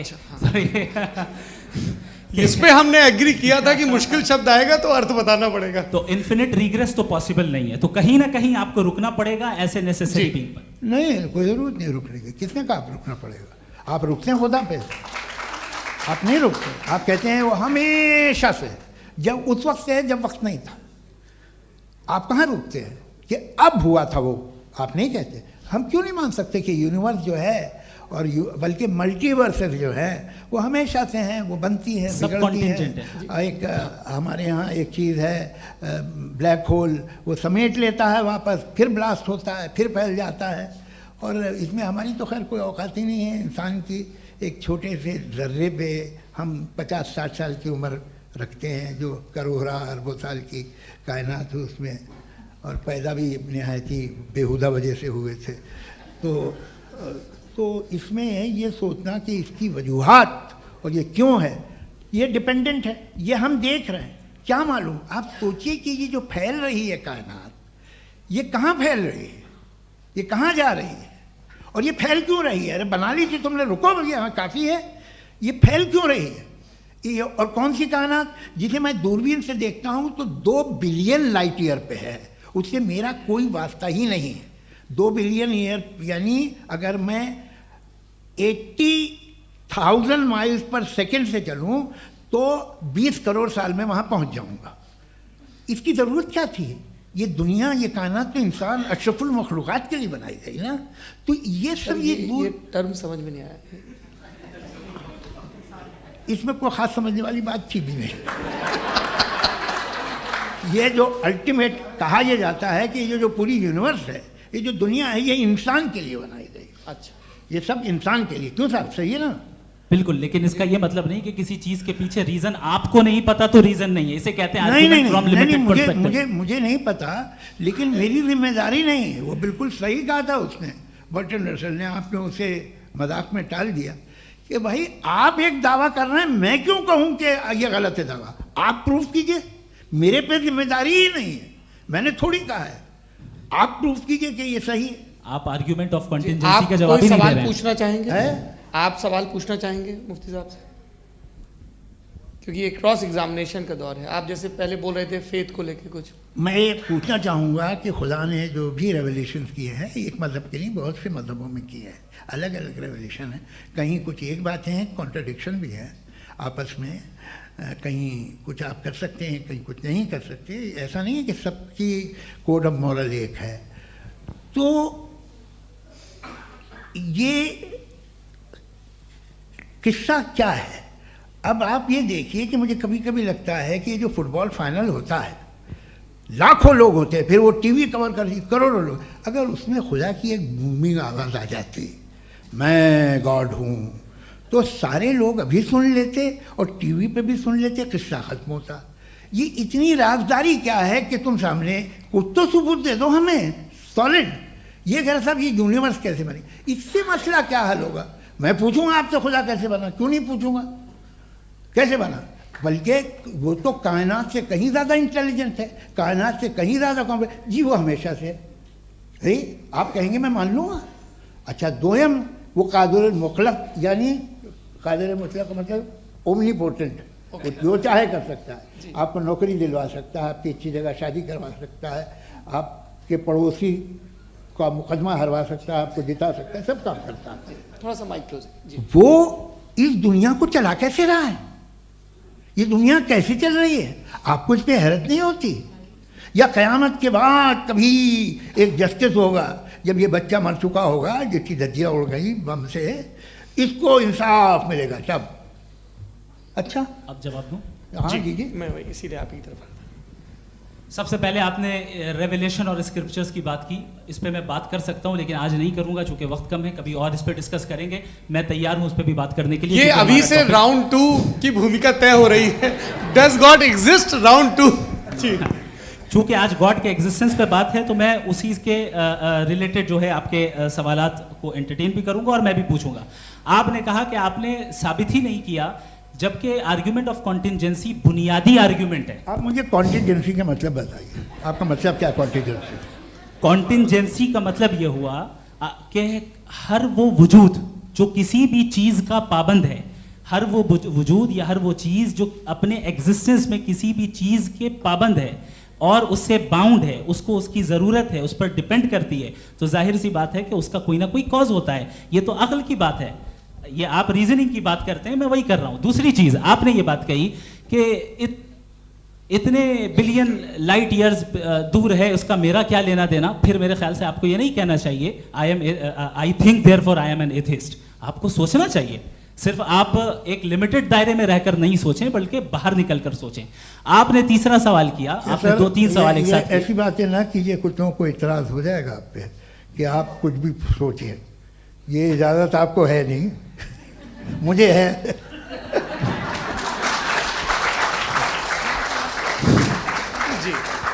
आपने प्रॉब्लम ऑफ इविल के ताल्लुक से सवाल किया और बार बार आप एक लफ्ज रिपीट कर रहे हैं कि ओमनीपोटेंट गॉड है, ऑल पावरफुल गॉड है। यही तो दरअसल समझना है कि गॉड का कॉन्सेप्ट क्या है। प्रॉब्लम ऑफ इविल जो है, प्रॉब्लम ऑफ इविल दर हकीकत दो असम्पशंस पर कायम है। अगर आप इन दो असम्पशंस को समझ जाएं तो ये प्रॉब्लम नहीं रहेगी, आर्ग्यूमेंट आपको समझ में आ जाएगी कि ये कोलैप्स कर जाता है। पॉइंट नंबर 1, यानी जो आपका सबसे पहला फॉल्स असम्पशन है कि गॉड मर्सीफुल है, ओमनीपोटेंट है, दुनिया में जुल्म हो रहा है। लेकिन आपको ये समझना चाहिए कि हमारे वर्ल्ड व्यू के मुताबिक गॉड सिर्फ ओमनीपोटेंट और सिर्फ मर्सीफुल नहीं है, बल्कि वो ऑल वाइज भी है और वो ऑल नोइंग भी है। उसके हर काम के पीछे हिकमत और विजडम है। ये कोई जरूरी नहीं है कि वो हिकमत और विजडम आपको समझ में आए या मुझे समझ में आए। अगर आप जो समझ रहे हैं उसके मुताबिक आप फैसला कर रहे हैं, ये लिमिटेड पर्सपेक्टिव से आर्ग्यूमेंट है। और इस चीज को हम अपनी दुनिया में, अपने लाइफ में, डेली लाइफ में इस प्रिंसिपल को एक्सेप्ट करते हैं। हम जब किसी डॉक्टर के पास जाते हैं, डॉक्टर के पास जाकर वो अगर उसने हमें कोई दवाई दी है तो हम ये तो नहीं कहते कि जब तक आपके पास जितना नॉलेज और जितना विजडम नहीं है, आपने क्यों ये दवाई दी है, तब तक हम इस चीज को एक्सेप्ट नहीं करेंगे। नहीं कहते, हम उसकी अथॉरिटी को तस्लीम करते हैं। क्यों? क्योंकि उसकी हम जानते हैं कि वो नॉलेजेबल है, वो विजडम वाला है, हमसे ज्यादा नॉलेज और हमसे ज्यादा विजडम है। बताएं सर। नहीं, डॉक्टर में और खुदा में बड़ा डिफरेंस है। डॉक्टर पढ़ा लिखा होता है एक, तो मैं उसकी बात सुनूंगा।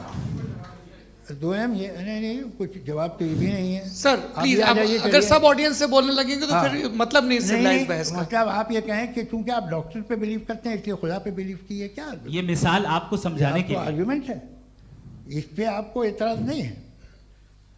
तो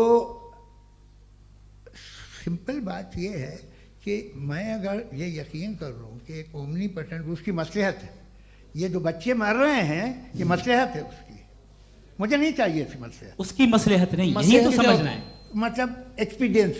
अच्छा, इस आपने अभी मेरी बात पूरी सुनी नहीं। मैंने कहा आपका पूरा आर्ग्यूमेंट दो फॉल्स असम्पशंस पर है। एक फॉल्स असम्पशन मैंने बता दिया, दूसरा फॉल्स असम्पशन ये है कि इस दुनिया में इविल के होने का कोई गुड रीजन नहीं है, जबकि हमारे पास बाज रीजंस मौजूद हैं, हमारे पास बाज वजूहात मौजूद हैं। अगर इस दुनिया में इविल ना हो तो आप गुड को डिफाइन कैसे करेंगे? अगर जुल्म ना हो आप इंसाफ को समझेंगे कैसे? अगर तारीकी ना हो तो आप लाइट को समझेंगे कैसे?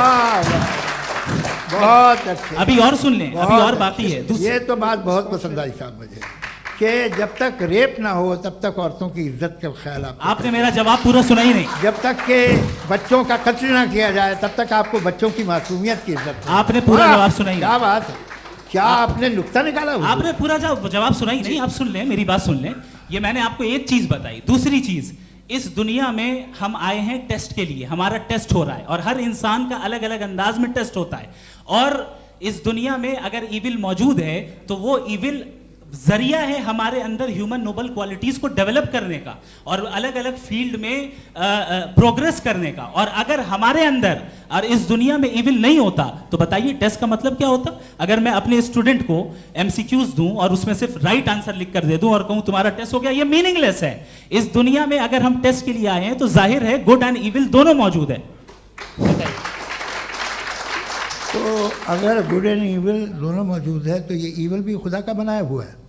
जी हाँ, खुदा का बनाया हुआ है। लेकिन अच्छा, चलो अच्छी बात। जी बिल्कुल, तो बिल्कुल खुदा ने बनाया। अभी तो ये है कि जो मेजॉरिटी है दुनिया में वो इविल है, तो ये खुदा एक्चुअली इविल के साइड पे लग रहा है मुझे। बिल्कुल भी नहीं, मैं बताता हूं। मेजॉरिटी में तो वो है।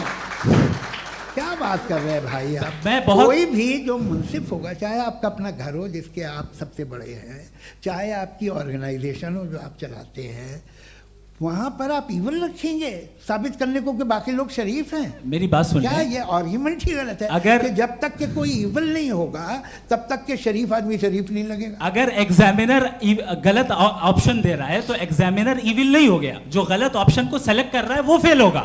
क्रिएटर ने इविल को बनाया है लेकिन वो इविल नहीं है। अच्छा सुनिए मेरी बात, लेट मी कंप्लीट सर। जी जी। क्रिएटर ने इविल को बनाया है टेस्ट के लिए, वो इविल नहीं है। इविल वो होगा जो उसे इख्तियार करेगा। छुरी को बनाने वाला गलत नहीं होता है, छुरी का गलत इस्तेमाल करने वाला गलत होता है। रेप को कैसे गलत इस्तेमाल करते हैं? रेप इंसान के फ्री विल का नतीजा है।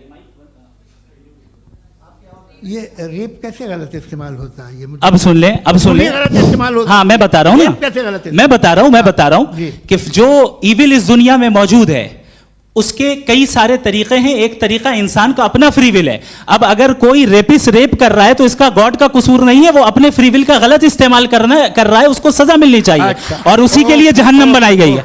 ये फ्री विल का भी बड़ा चक्कर। आप जब कोई बुरा काम करते हैं या कोई बुराई होती है तो ये कहा जाता है कि ये फ्री विल है। 7 billion free wills are moving on this planet. 7 billion free will. और एक आदमी अपनी फ्री विल से मुझे कत्ल कर दे तो मैं खुदा की मर्जी से मरा हूँ कि इसकी फ्री विल की वजह से? मेरी मौत खुदा के हाथ है या ये फ्री विल वाले के हाथ है? खुदा ने फ्री विल का निजाम बनाया है और उस निजाम का गलत इस्तेमाल करके कोई आपको मार रहा है, इस्तेमाल करके मेरा कत्ल कर देता है। अब मेरी मौत का जिम्मेदार कौन है? वो इंसान जिम्मेदार है। वो इंसान। जी। तो ये कहना कि और उसको सजा मिलेगी। तो अब आप आगे चलिए कि ये तय करना कि अल्लाह ही या खुदा, सॉरी अल्लाह ने, खुदा ही जिंदगी देता है, खुदा ही मौत देता है, ये गलत है। बिल्कुल गलत नहीं है। हाँ, नहीं, निजाम उसी ने बनाया फ्री विल का। निजाम मौत और हयात का उसी ने बनाया। You are contradicting yourself. अभी आपने कहा कि एक आदमी ने फ्री विल से आपको मार दिया, इसमें उसे फ्री विल दी गई थी, उसने गलत इस्तेमाल किया। 7 billion free wills are moving on this planet और आप चाह रहे हैं कि मैं सिर्फ खुदा का ध्यान करूं। ये 7 बिलियन फ्री विल्स को मुझे लुक आफ्टर करना पड़ेगा कि नहीं?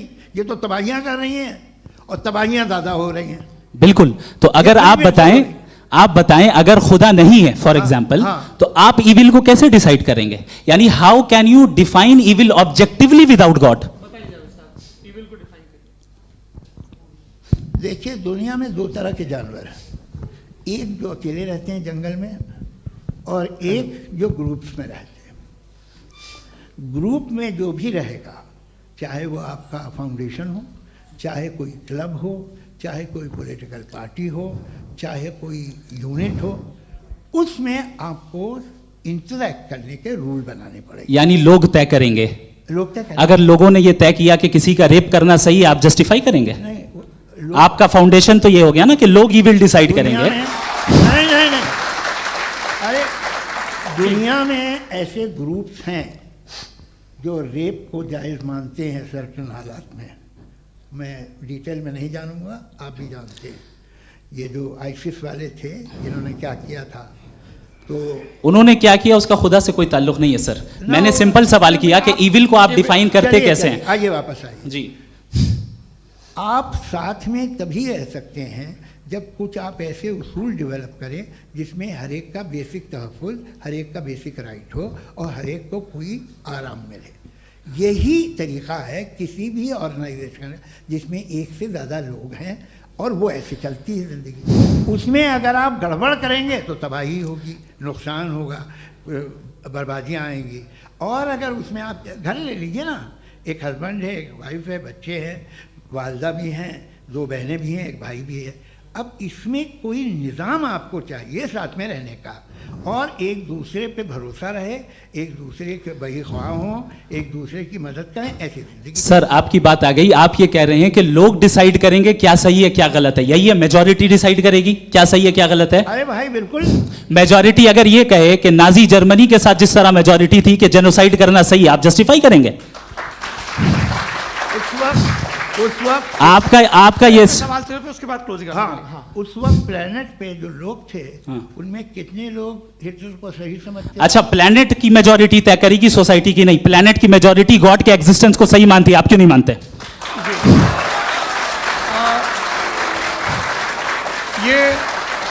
हेलो ये क्रॉस क्वेश्चन का राउंड यहाँ पर समाप्त होता है। और ये बड़ा अच्छा है कि इस तरह से फ्रेगमेंट कर दिया गया है ताकि जो मरकरी ऊपर जा रहा है नीचे जवाब दे दूं। जी। प्लेनेट की ज़्यादातर मेजॉरिटी कुछ दूसरे मजहबों के खुदा को मानती है। आप उन्हें क्यों नहीं? आप तो मेजॉरिटी की बात कर रहे हैं। अच्छा, ये क्लोजिंग आप ये कह रहे हैं इविल और गुड को डिसाइड मेजॉरिटी करेगी। मेजॉरिटी जो कर दे वो सही हो जाएगा। क्लोजिंग इसको जैसा आप ही लोगों ने तय किया है उसी फॉर्मेट को फॉलो कर लेते हैं। हाँ भाई, मैंने तो भले लोगों पे एतबार किया और तब मॉडरेशन तय किया। जी, आपके पास 5 मिनट का वक्त है, क्लोजिंग आर्ग्यूमेंट है, उसके बाद हम ऑडियंस से क्वेश्चन आंसर लेंगे जावेद साहब के क्लोजिंग आर्ग्यूमेंट के बाद। ओके, बहुत शुक्रिया। जी, हमारा जो टॉपिक है डज गॉड एग्जिस्ट, मैं इस पे इतने एकेडमिक तैयारी करके आया था, मुझे था कि मैंने सोचा था कि कई सारे मैं आर्ग्यूमेंट्स दूंगा, लेकिन वक्त की भी किल्लत और जावेद साहब बार बार इधर उधर चले जा रहे थे तो उसको भी थोड़ा एंटरटेन करना पड़ गया। डज गॉड एग्जिस्ट पे मैं एक ही आर्ग्यूमेंट दे पाया, आर्ग्यूमेंट्स बहुत हैं और डेफिनेटिव आर्ग्यूमेंट्स हैं, और मेरे आर्ग्यूमेंट को किसी एक राउंड में भी इन्होंने एंटरटेन नहीं किया और रेफ्यूट नहीं किया, एक राउंड में भी नहीं, एक राउंड में भी नहीं, और ना ही अभी आपका क्लोजिंग आर्गुमेंट आएगा, नहीं वो बता देना। Argument of contingency sir. अरे मैं आपसे कई बार कह चुका हूँ कंटीजेंसी का मतलब अब मैं कैसे समझाऊं आपको, आपस में हाँ आप और कितने आसानी से समझाऊं मैं, मुझे तो नहीं समझ में आ रहा है। आप अपनी आर्ग्यूमेंट ऑफ कंटीजेंसी उर्दू में बोल सकते हैं।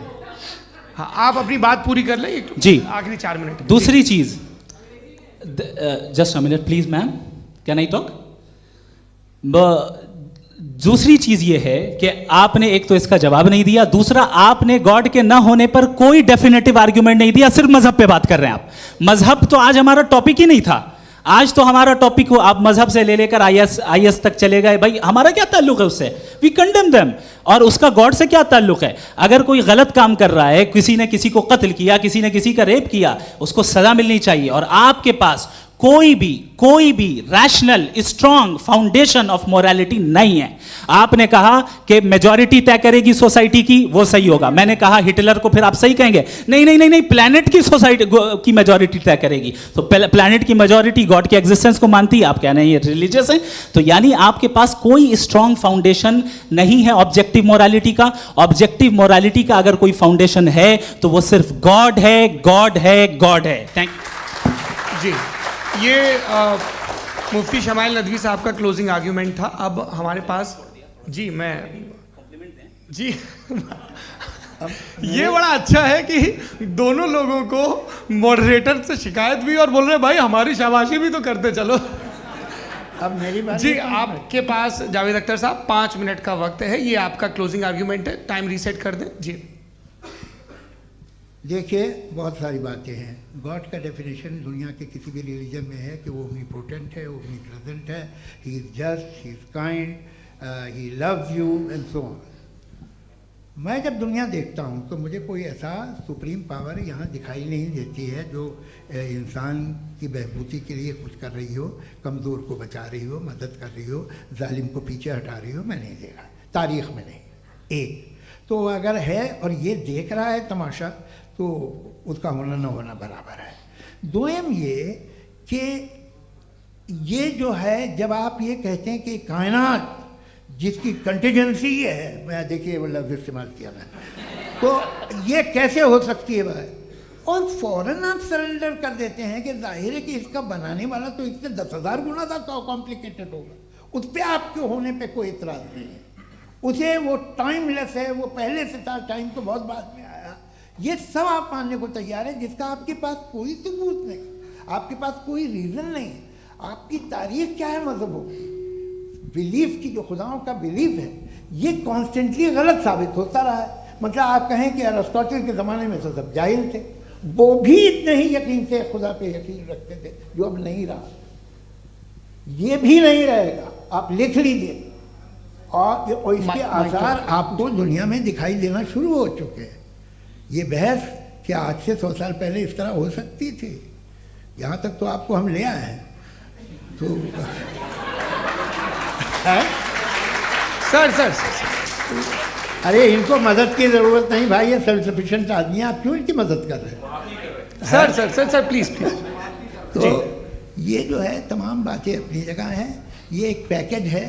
आप अकेले, कोई आदमी ऐसा नहीं जो सिर्फ गॉड को मानता हो, उसके साथ बहुत पैराफर्नेलिया आता है, अलग अलग पैराफर्नेलिया आते हैं। They are only, they have always created chaos in the society. मैं तो आपको सीधा ऑफर देता हूँ कि दुनिया में 10 इम्पॉर्टेंट बिलीव्स हैं। आप एक मानते हैं, 9 नहीं मानते, 9 में आप एथियस्ट हैं, 9 को आप बिल्कुल रीजनेबली मेरी तरह देखते हैं। तो 90 मजहबी आदमी भी 90% एथियस्ट है, वो दूसरे खुदा नहीं मानता, एक खुदा मानता है अपना वाला, बाकियों को कहता है गलत है। अगर आप मानना ही बंद कर दें तो आपका 10% चांस है कि आप सही हैं और 90% चांस है कि आप गलत हैं। मेरा मशवरा आप मानना छोड़ दिए तो 50% चांस होगा कि आप सही हैं और 50% चांस होगा, 40% आप गेन करेंगे बाय बिकमिंग एन एथीस्ट।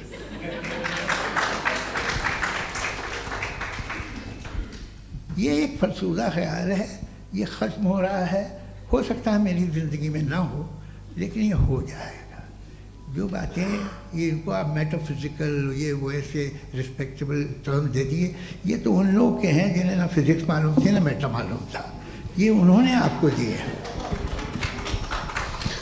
जी बहुत शुक्रिया आप दोनों लोगों का। और अब इस बातचीत का आखिरी राउंड शुरू होगा, डज गॉड एग्जिस्ट की ये बहस मुफ्ती शमाइल नदवी और जावेद अख्तर साहब के बीच। आप लोग अपने अपने हाथ ऊपर करेंगे, मैं यहाँ से तय करूँगा। और माइक हमारे पास है क्या? एक ही माइक है ऑडियंस के लिए? 2 माइक है, एक इस तरफ एक इस तरफ, ठीक है। तो जी सबसे पहले हमारी सहयोगी हैं मारिया शकील जी, पूछिए सवाल। थोड़ा सा रुकेंगे ताकि कैमरे का फ्रेम आप पर आ जाए, आपकी तो प्रैक्टिस है टीवी की। जी नदवी साहब, मैं खुदा को मानती हूँ, पहले मैं इसी प्रमाइस से शुरू कर रही हूँ और ये बता रही हूँ आपको, मैं मानती हूँ। लेकिन कुछ सवाल हैं जो जावेद साहब ने उठाया, उसका जवाब आपको देना चाहिए। पहला सवाल ये कि गज़ा में सालों से छोटे बच्चे मर रहे हैं, वो उनको अगर खुदा मर्सीफुल है, हम मानते हैं कि अल्लाह ताला में बहुत ताकत है, तो वो बच्चे क्यों मर रहे हैं? दूसरी बात ये कि अगर कंटिजेंसी की जो आप बात करते हैं, पूरे मुस्लिम ममालिक मिल करके भी उन गज़ा के बच्चों को क्यों नहीं बचा पा रहे हैं? क्योंकि अगर वो चाहते, क्योंकि अल्लाह ताला उन पर हुकूमत करते हैं, सब पर हुकूमत करते हैं, तो वो उनको क्यों नहीं बचा? जी थैंक यू वेरी मच। बहुत अच्छा किया आपने इस चीज़ को जिक्र कर दिया, मैं इसको और अच्छे से एक्सप्लेन करने की कोशिश करता हूँ। देखें, जहाँ तक आपने कहा कि गज़ा के बच्चों को मारा जा रहा है, देखें 2 वर्ल्ड व्यू है, एक एथीस्टिक वर्ल्ड व्यू, एक थीस्टिक वर्ल्ड व्यू है। बच्चे मर रहे हैं दोनों वर्ल्ड व्यू में, लेकिन हमारा वर्ल्ड व्यू कह रहा है कि रिकॉम्पेंस है, ये कह रहे हैं कि उनका मरना बेकार जाने वाला है, कोई उसका रिकॉम्पेंस नहीं है, चूंकि इनके यहाँ आखिरत और अल्लाह का कोई तसव्वुर या गॉड का कोई तसव्वुर नहीं है।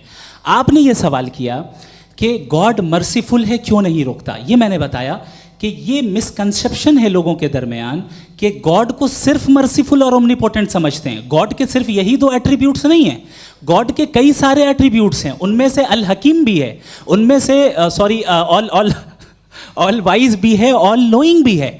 लिहाजा अगर इस दुनिया में किसी को तकलीफ आ रही है और गॉड उसको नहीं रोक रहा है, वो इसलिए नहीं रोक रहा है चूंकि इंसानों को फ्री विल दिया गया है। ठीक इसी तरीके से अगर एक डॉक्टर किसी छोटे बच्चे को इंजेक्शन लगा रहा है, उसे तकलीफ पहुंच रही है, उसके लिमिटेड पर्सपेक्टिव के एतबार से ये गलत हो रहा है और डॉक्टर बुरा है। लेकिन जब आप ब्रॉडर पिक्चर को देखेंगी, आपके और हमारे पास सिर्फ एक पिक्सल है, हमें इतना नजर आ रहा है कि गज़ा में कत्ल हो रहा है, लेकिन इसके पीछे कितना रिकॉम्पेंस उनको मिलने वाला है, पूरा पिक्चर गॉड के पास है। तो एक पिक्सल से आप पूरे पिक्चर को कभी भी जज नहीं कर सकती। आप इसमें कुछ जोड़ना चाहेंगे? आपको कुछ बोलना है इसमें? भैया आपने बहुत अच्छा जस्टिफिकेशन दिया, या आप वो जो वहाँ के प्राइम मिनिस्टर इजराइल के उन्हें भेजिए, वो बहुत खुश होंगे। आप जस्टिफिकेशन दे देना कि अगर गॉड नहीं है तो बच्चे क्यों मर रहे हैं, आप बताएं। वो ये सवाल पूछ रहे हैं कि अगर आप ईश्वर का अस्तित्व नहीं मानते हैं तो उन बच्चों की मौत को आप कैसे इंटरप्रेट करते हैं?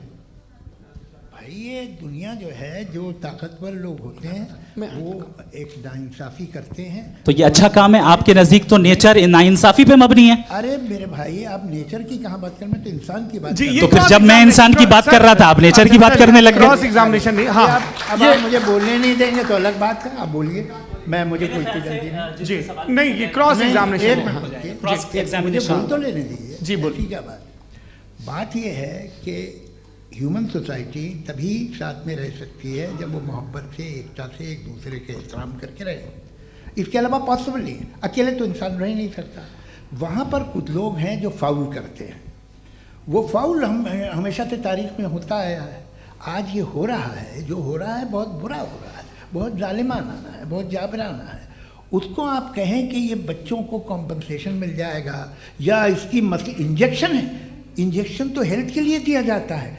आप ये कह रहे हैं कि ये बच्चों की जो धज्जियाँ उड़ रही हैं ये इंजेक्शन है, ये टेस्ट है, ये टेस्ट है, और उस टेस्ट में उनको अगले ऐसा रिकॉम्पेंस मिलेगा जो आपके तस्वुर के बाहर है। ये आप 3 बरस के बच्चे को बारूद से उड़ा के टेस्ट ले रहे हैं? वाह! वो नहीं ले रहा है, खुदा नहीं उड़ा रहा है, इजराइल उड़ा रहा है। जी, ये तो उसको कंडेम अगला सवाल लेते हैं। अगला सवाल लेते हैं प्रोफेसर पुरुषोत्तम अग्रवाल। मुफ्ती साहब, एक निवेदन आपसे है कि कम से कम थोड़ा सा माइक क्लोज एक रिलीजियस और फिलोसफिकल कर मैम प्लीज।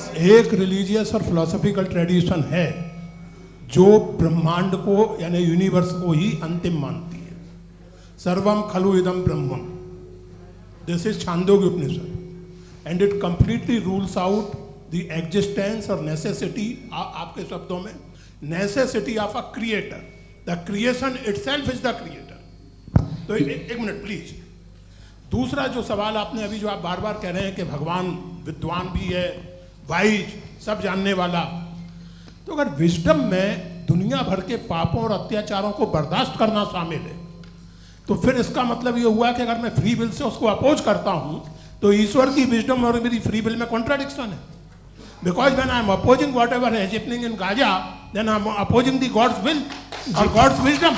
जवाब लेते हैं क्योंकि तो गॉड की विजडम में, एक मिनट सर प्लीज सर, ये एक जुमला, गॉड की विजडम है कि गाजा में जो कुछ हो रहा है वो हो रहा है, मैं उसका अपोज कर रहा हूं, तो मैं गॉड की विजडम के खिलाफ जा रहा हूं। एक सवाल। दूसरा ये नहीं, आपने 2 ऑलरेडी। सर आप और सवाल कर लें, लेकिन मुझे 2 जवाब दे। सर, पहले आपने ये कहा, सुनिए मेरी बात सुनिए। भाई इजराइल के गॉड के मुताबिक तुम्हारा ठीक हो रहा है ना? नहीं हो रहा है, ठीक नहीं हो रहा है, मैं बता रहा हूँ क्या हो रहा है। आप तशरीफ रखिए, मैं बता रहा हूँ क्या हो रहा है। Let me complete please. एक सेकंड गाइस, एक सेकंड। ये देखिए, ऐसा है कि ये सब बड़ा आपस में विचार विमर्श के बाद ये तय हुआ था कि कुछ नियम बना लिए जाएं ताकि एक टाइम बाउंड बातचीत चले। और भाई साहब, आप बड़ा ज़रूरी काम कर रहे हैं, लेकिन कैमरे के फ्रेम में आके उस काम को गड़बड़ कर दे रहे हैं। ठीक है गुरु, अब मेरे को कहीं का गुस्सा कहीं निकालना था, सॉरी।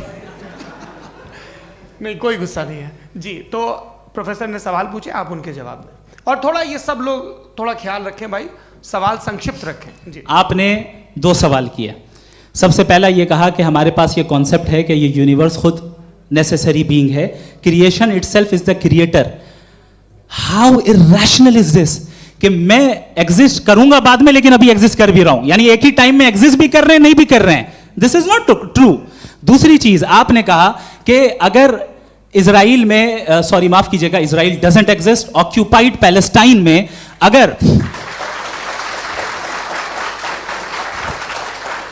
अगर ऑक्यूपाइड पैलेस्टाइन में बच्चों को मारा जा रहा है फ्री विल की वजह से और गॉड नहीं रोक रहा, ये कॉन्ट्राडिक्शन है। ये बताइए कि एक एग्जाम में एक बच्चा गलत आंसर लिख रहा है, सुनिए, एग्जामिनर चाहे तो रोक सकता है, क्यों नहीं रोक रहा है? ये कॉन्ट्राडिक्शन है, ये कॉन्ट्राडिक्शन नहीं है। नहीं सर, ये आपस में जी, ये क्या आपका सवाल? माइक दीजिए। फ्री विल दिया गया है टेस्ट के लिए, अकाउंटेबिलिटी के लिए। अगर फ्री विल नहीं होता तो आप कहते हैं हमें रोबोट बना दिया गया। नॉट मिसरिप्रेजेंट माय पोजीशन, आपकी जो भी पोजीशन, मैं अपनी फ्री विल के नाते, अपने ह्यूमन विजडम के नाते गाजा में हो रही अत्याचार का विरोध करता हूं। बिल्कुल करना चाहिए। आपके हिसाब से मैं गॉड की विजडम का विरोध कर रहा हूं? बिल्कुल नहीं, जो हो रहा है गॉड की, बिल्कुल भी नहीं, बिल्कुल भी नहीं। उसका वहां पर गाजा में कत्ल होना ये इंसानों के गलत इस्तेमाल का नतीजा है, फ्री विल के इस्तेमाल का नतीजा है। गॉड इसका हुक्म नहीं देता, उससे रोकता है। यही तो मसला है ना, आपके लिए कॉन्सेप्ट क्लियर है? नहीं भाई, आपने तो बताया था इंजेक्शन लगाने से बच्चे को तकलीफ होती है, ये इंजेक्शन लगा। सर आप ऐसे रेटोरिक स्टेटमेंट दे तब तो कोई मसला नहीं समझते रहेंगे। This is a rhetoric statement, this is not a logical argument sir. I am sorry, I am sorry. आखिरी 30 मिनट बड़े मुश्किल होने वाले हैं जी। मुफ्ती साहब आगे बैठे हैं, इनको माइक दीजिए। हाँ तरुण, माइक आप अपने पास रखिए, आपको कैमरे का फ्रेम पता है जी। सबसे पहले दोनों को मुबारकबाद। एक सर अपना आप नाम बता दें। आप अमेरिका में शिकागो में रहते हैं, इतना मुझे याद है। बताया आपको, यासिर नदीम अलवाजदी मेरा नाम है। जावेद सर, आपसे एक क्वेश्चन है इन्फिनिट रिग्रेस के ताल्लुक से। एक हाइपोथेटिकल सिनेरियो है, मसलन अगर आप सर माइक थोड़ा सा प्लीज क्लोज रखिए जी। अगर आप शायर इसलिए हैं कि आपके कोई उस्ताद शायर थे, और वो इसलिए शायर थे कि उनके कोई उस्ताद शायर थे, और इसी तरीके से हम माजी में पीछे चलते चलते चले जाएं और कहीं ना रुकें, तो माफ कीजिएगा आप कभी शायर नहीं हो सकते। लेकिन आप शायर हैं, आपका शायर एग्जिस्ट करता है, इसका मतलब ये है कि आप कहीं ना कहीं रुके हैं। तो मेरा सवाल ये है कि क्या आप इन्फिनिट रिग्रेस ऑफ कॉजेस को लॉजिकल फैलेसी मानते हैं या नहीं मानते? हाँ या ना? मैं इन्हें लॉजिकल फैलेसी नहीं मानता हूँ, लेकिन मेरा प्रॉब्लम यह है कि जब मैं नहीं मानता हूँ तो I will continue with this logic जो फैलेसी नहीं हो। आप एक जगह रुक जाते हैं जाके, आप कहते हैं ये गेंद कैसे बनी, ये जजीरा कैसे बना, ये समंदर कैसे बना, ये ज़मीन कैसे बनी, और अचानक गॉड पे जाके आपको ब्रेक लग जाता है। एक बार आप सवाल नहीं करते कि भाई इनको बनाने वाला तो इनसे भी कॉम्प्लिकेटेड होगा, वो कैसे बना, उसके बारे में आपने इत्मीनान कर लिया, वो हमेशा से है। तो अगर आप उसे हमेशा से मानते हैं तो फिर ये मान लीजिए कि कायनात हमेशा से है, क्या तकलीफ है? फिर हम वजूद में नहीं आते जी हैं? हम मौजूद नहीं। अच्छा सर क्यों नहीं हो मैं सकते? बताऊंगा प्लीज प्लीज। जैसे मैंने मिसाल दी आपके शेर, आपका शेर कभी वजूद में ना आता अगर शायर इसी तरह चलते रहते हमेशा। जी माइक मेरे ख्याल से एक सेकंड, इन्फिनिट रिग्रेस का कॉन्सेप्ट क्लियर नहीं हो पाया, ऐसे रहने दें, लेट्स मूव ऑन सर। ठीक है, हाँ थोड़ा सा मॉडरेटर का भी ख्याल रखें। नहीं आपने तो रखा है, आपने रखा है। यहाँ पे गौहर रजा साहब हैं, वो भी एक सवाल पूछना चाहते हैं। माइक नीचे से ऑन कर दिए, नीचे। पहले तो ये कह दूं कि मैं उन बच्चों से शर्मिंदा हूं जिनको गज़ा में कत्ल किया गया,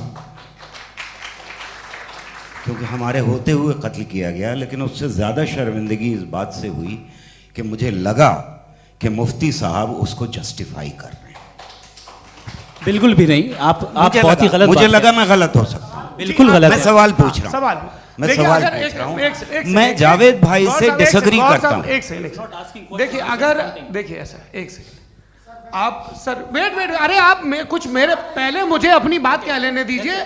अगर ऑडियंस तय करेगी तो फिर मॉडरेटर का मतलब नहीं। मेरा आप सबसे ये कहना है, ये बहस दो लोगों के बीच में है, एक तरफ मुफ्ती साहब, एक तरफ जावेद साहब। पिछले 1.5 घंटे से ये लोग अपने अपने तर्क रख रहे हैं। आपकी इनसे इत्तेफाकी हो सकती है, ना इत्तेफाकी हो सकती है। मेरे उस्ताद मुझे सिखा गए हैं कि मुखामुखम में असहमति की गुंजाइश बची रहनी चाहिए। अगर मैं आपकी बहुत इज्जत करता हूँ गौहर साहब, आपने जो कमाल की किताबें लिखी, साइंटिफिक टेम्परामेंट, लेकिन मेरी ये गुजारिश है आप सब से कि यदि आप इन लोगों ने जो बोला उन पर टिप्पणियां करेंगे तो ना वक्त की पाबंदी रहेगी, ना वो अनुशासन। आप सवाल पूछ लें, उस सवाल में जो बात आ जाए वो आ जाए। मैं जावेद साहब से डिसएग्री करता हूं, इसलिए जावेद साहब से सवाल पूछ रहा हूं। आपका सवाल जावेद अख्तर साहब से। और सवाल ये है मेरा कि जावेद साहब ने कई बार लॉजिक का इस्तेमाल किया कि साइंस में लॉजिक है और रिलीजन में लॉजिक नहीं है। मेरा ख्याल ये है कि रिलीजन में भी लॉजिक है, लेकिन उस लॉजिक की बेसिस ये है कि आप रुक जाते हैं, जिसका जिक्र जावेद साहब ने बार बार किया, यानी खुदा के तसव्वुर पे आते हुए, गॉड के तसव्वुर पे आते हुए रुक जाते हैं। और इसमें सवाल पूछना मतलब फॉरबिडन होता है। सवाल ये है कि क्या जावेद साहब इससे एग्री करते हैं कि साइंस की लॉजिक अलग है और रिलीजन की लॉजिक अलग है? बताइए सर। देखिए, 3 चीज़ें हैं, साइंस है, एक है मंतिक है, इस्तिदलाल है, और एक जो है कुछ भी नहीं है, फेथ है, अकीदा है। मैं अकीदे की लॉजिक का कायल नहीं हूँ। मुझे आप इस्तिदलाल से, लॉजिक से, रीज़न से समझाइए, मैं मानने को तैयार हूँ, मेरा क्या नुकसान होगा। लेकिन ये कि अकीदे पे मैं नहीं जा सकता हूँ। अकीदे का मतलब है कि तुम ये मान लो, सवाल ना करो, ये नहीं। आप सारी बातें करके, बड़ी साइंटिफिक बातें करके एक जगह जाके खुदा के हुदूद पे रुक जाते हैं, सरेंडर कर देते हैं। मैं सरेंडर करने को तैयार नहीं। That's all. जी, ये आगे सर बैठे हुए हैं, इनको माइक दीजिए। भाई वो आप पूछना चाह रहे थे ना भाई? हाँ, नहीं मैं ये थैंक यू जी। आपका नाम? आसिम इफ्तिखार। आसिम जी, पूछिए। सर, जावेद सर से सवाल है कि आपने अपने माइक थोड़ा करीब रखिए। अपने क्लोजिंग स्टेटमेंट में ये बात कही थी कि मज़हब का जो फ्यूचर है वो ज़्यादा दिन नहीं जाने वाला है, लेकिन मैं देख पा रहा हूँ कि जो ऑक्सफोर्ड यूनिवर्सिटी की एक स्टडी है 2011 में हुई है, जिसके 50 एकेडमिशियंस ने इसको अंजाम दिया था, उसमें वो ये कहते हैं कि जो फेथ इन गॉड है वो इनबिल्ट है ह्यूमन नेचर के अंदर, जिसको हम कहते हैं फितरत के अंदर शामिल है वो। और वो ये कहते हैं कि अगर कोई ये समझता है कि मज़हब को वो ख़त्म कर देगा तो ये उसकी गलत फहमी है। तो आप इसके बारे में, इस स्टडीज़ के बारे में क्या कहते हैं? ठीक है, मैं उनसे एग्री नहीं करता हूँ। वो कौन से प्रोफेसर होंगे? ऐसा उनके क्या पास डेटा है, इन्होंने डेटा के बेस होगा। डेटा क्या हो सकता है? फ्यूचर का डेटा तो नहीं हो सकता ना उनके पास। प्रेजेंट का डेटा हो सकता है। डेटा आपने सुना 100 साल पहले का बात का डेटा, मैंने तो नहीं सुना आज तक। तो आज उनकी ये राय है और होगी राय, ठीक है, दुनिया में तरह तरह की राय है लोग, लेकिन मैं समझता हूँ कि वक्त के साथ इंसान ज़्यादा से ज़्यादा रीज़नेबल और लॉजिकल होता जा रहा है। आज आप देखिए वेस्टर्न यूरोप में क्या परसेंटेज है नॉन बिलीवर्स की, बहुत हाई, वहाँ चर्च खाली पड़े होते हैं। तो अल्टीमेटली तो इंसान कोई ऐसी बात बहुत अरसे तक नहीं मान सकेगा, चाहे गलत या सही, जो उसे उसके दिमाग को, उसके जहन को, उसके लॉजिक को अपील न करे। वो कह रहे हैं तो ऑक्सफोर्ड के होंगे तो कैम्ब्रिज के होंगे, तो मुझे क्या लेना देना, उनका डेटा मुस्तकबिल का नहीं हो सकता है। जी दीपक, हाँ पूछिए। मैं आऊँगा, अभी पीछे की साइड भी आऊँगा, माइक वहीं भेजूंगा 2-3 साल के लिए। जी जावेद साहब, आपसे सवाल है। नमस्ते। अरे भाई सर, अगर आप ही लोग तय करना है तो फिर 200 लोग तय कर लें। ये एक साहब नहीं sir, please don't do this sir. Sir everybody has a right sir, but we can only take selected questions. No sir, ये यंग लोग भी हैं तो इनकी ये अब उतने सुनिए। यंग, भाई आप यंग हैं कि नहीं हैं? एक वो कह रहे हैं वो भी यंग हैं पूछ रहे ना साहब, भाई। आप उनकी नौजवानी पर दावा उनको ही करने थे। हाँ मुफ्ती साहब आप यंग, हाँ पूछे। अरे भैया सर मेरा सवाल ये है, कुछ इनसे भी तो पूछो जी नहीं बस आपसे एक सवाल है।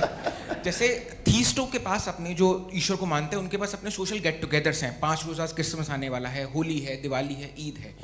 एथिस्ट क्या ऑफर कर रहे हैं? मतलब मैं इनकी दुकान से बोलूं मैं आना चाहता हूं उस तरफ, पर मैं अट्रैक्ट नहीं हो पा रहा हूं। मैं सोशल गेट टुगेदर्स क्या है आपके पास? वो ये कह रहे हैं कि जो धार्मिक लोग हैं, अलग अलग धर्म के लोग, उनके उत्सव त्योहार कॉन्ग्रेगेशन बहुत हैं। अब आपको मैं एक सुनाता हूँ, यहाँ हिस्टोरियन भी बैठे हैं, मृदुला जी आप बताइएगा सही है क्या। ये एक कॉन्स्टेंटाइन, एक ग्रीक रोमन बादशाह था जो क्रिश्चियनिटी आने के 400 साल बाद उसने डिसाइड किया कि मैं क्रिश्चियन हो जाऊंगा, मेरी पूरी स्टेट कैंसिल हो जाएगी। उस ज़माने में ऐसे ही होता था, राजा जो धर्म इख्तियार करता था वो जनता भी कर लेती थी, इसलिए कि वो हो गया था बैंकरप्ट। और उसे जो मेडिटेरियन कोस्ट के रिच क्रिश्चियन वो थे मर्चेंट, उससे पैसा चाहिए था।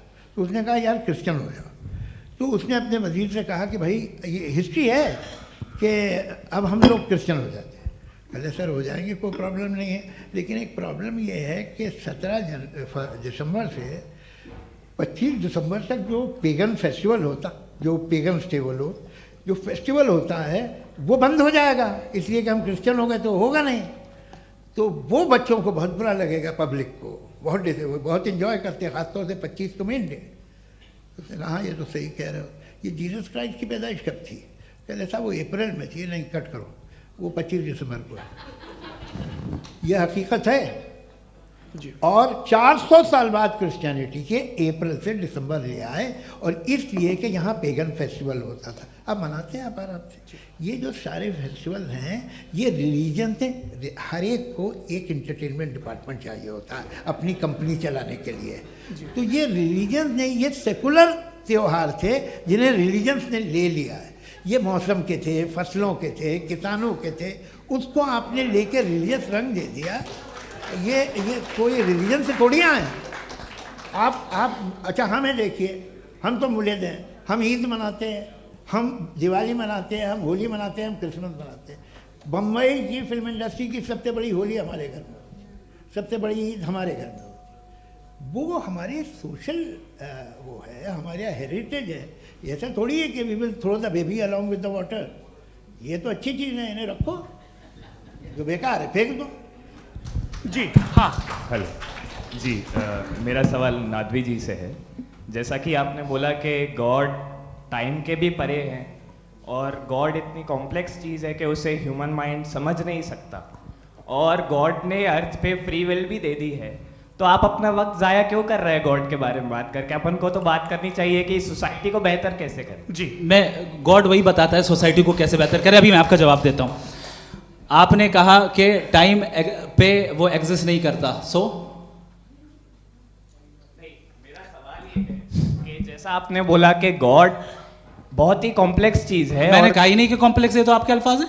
कॉम्प्लेक्स का लफ्ज गॉड के लिए सुइटेबल नहीं है। क्यों? क्योंकि कॉम्प्लेक्स वो चीजें होती हैं जो ऑब्जेक्ट हो। God is not an object जिसको आप इंस्ट्रूमेंट के जरिए लेबोरेटरी में जाके टेस्ट करें, oh it's very complex. No, वो कोई कार का इंजन नहीं है। वो फिलोसॉफिकली नेसेसरी बीइंग ऐसी बीइंग है जो सिंपल बीइंग है। हाँ, आप उसको मुकम्मल तौर पे उसकी तमाम हिकमतों को जान ले और हर चीज को जान ले, ये पॉसिबल नहीं है, क्योंकि वो ऑल वाइज है, आप ऑल वाइज नहीं है, और वो खुदा है, वो आपको सारी चीजें बता दे, ये जरूरी नहीं।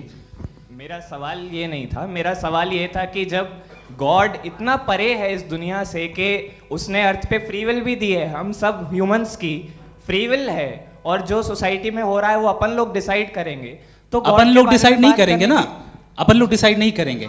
गॉड जो है, गॉड ने वो उसकी जात, उसकी एग्जिस्टेंस टाइम एंड स्पेस से परे है, लेकिन वो हमारा टेस्ट ले रहा है और उसी गॉड ने हमें बताया कि तुम्हें क्या करना है क्या नहीं करना है, तो जाहिर है उस गॉड की बात सुनेंगे ना। जी, वो पीछे एक चश्मा लगाए जो मैम खड़ी हैं, उनको दीजिए। हाँ, आप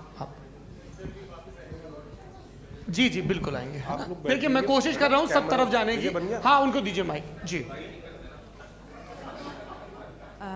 हेलो सर, मैं ओमनी प्रेजेंट नहीं हूँ, टाइम पाबंद हूँ, और जहां तक कोशिश कर सकता हूँ करूंगा। जी, अपना नाम बताइए। मेरा नाम उर्सुला है, मैं दिल्ली यूनिवर्सिटी की एक स्टूडेंट हूँ और मैं स्टूडेंट फेडरेशन ऑफ इंडिया से हूँ। मेरा सवाल मुफ्ती जी से है कि इस हॉल के इस कमरे में बैठ के हम लोग रेप की मोरालिटी के बारे में फिलोसफिकली बात तो कर सकते हैं, बट असलियत ये है कि रोज़मर्रा की ज़िंदगी में औरतें रेप के थ्रू गुजरती हैं, और हम लोग सिर्फ नंबर्स पे इस तरह नहीं देख सकते, क्योंकि कितनी औरतें हैं इन कंट्रीज़ में जहाँ पे आप बता रहे हैं कि केसेस कम हैं, जिनका एक्सेस है कि वो जाके केस फाइल कर सकें। कितनी औरतें हैं जो जिनको काम करने की आज़ादी है उन कंट्रीज़ में। यूरोप में ये आज़ादी आ गई, यूरोप में ये रूल्स आ गए, तो हम आज उसके बारे में बात कर पा रहे हैं। जी, जवाब। आपने ये कहा कि कमरे में बंद होकर हम लोग इस पर फिलोसफिकली बात कर सकते हैं, लेकिन हकीकत में क्या हो रहा है, वो ग्राउंड लेवल पे क्या हो रहा है, जो बहुत गलत हो रहा है, और वो सफ़र कर रही हैं। आई एग्री, बहुत गलत हो रहा है, और जो गलत हो रहा है उसको हमें रोकना है। और क्यों रोकना है, वो गलत क्यों है? हमारे पास इसका ऑब्जेक्टिव फाउंडेशन है, इनके पास उसका ऑब्जेक्टिव फाउंडेशन नहीं है। मैं ये कहना चाह रहा हूँ कि जहाँ पे भी जुल्म हो रहा है, जहाँ पे भी औरत पे जुल्म हो रहा है, या उसकी इज्जत लूटी जा रही है, या उसे तकलीफ पहुँचाई जा रही है, और सिर्फ औरत नहीं, किसी इंसान के ऊपर भी जुल्म हो रहा है, तो उसके खिलाफ खड़ा होना, ये मॉरलिटी हमारे पास गॉड के पास से आई है। वरना जावेद साहब तो कह रहे हैं कि जो है मेजॉरिटी डिसाइड करेगी, तो मेजॉरिटी तो कभी भी बदल सकती है। क्या आप हाँ। ये थोड़ी सी आपको गलतफहमी है। मैं अगर मेरे जुमले से ये मदनत निकला या मैंने कहा, तो ये जुमला मैं वापस लेता हूँ, ये मेरा मतलब ही नहीं था कि मेजॉरिटी डिसाइड करेंगे। मेजॉरिटी डिसाइड करे तो दुनिया में बड़ी, वैसे आपने कहा था ये जुमला। अच्छा, हो मैं मान रहा हूँ, बाद में रिकैप कर लेंगे। अरे एक सेकंड, मैं अपनी एक्सप्लेनेशन दे रहा हूँ। मुनासिब बात यह है कि हम सब के सब दिल में जानते हैं कि क्या अच्छा है क्या बुरा है, हमें पता है अच्छी तरह से। जो लोग बुरे काम करते हैं उन्हें भी मालूम अच्छा क्या है।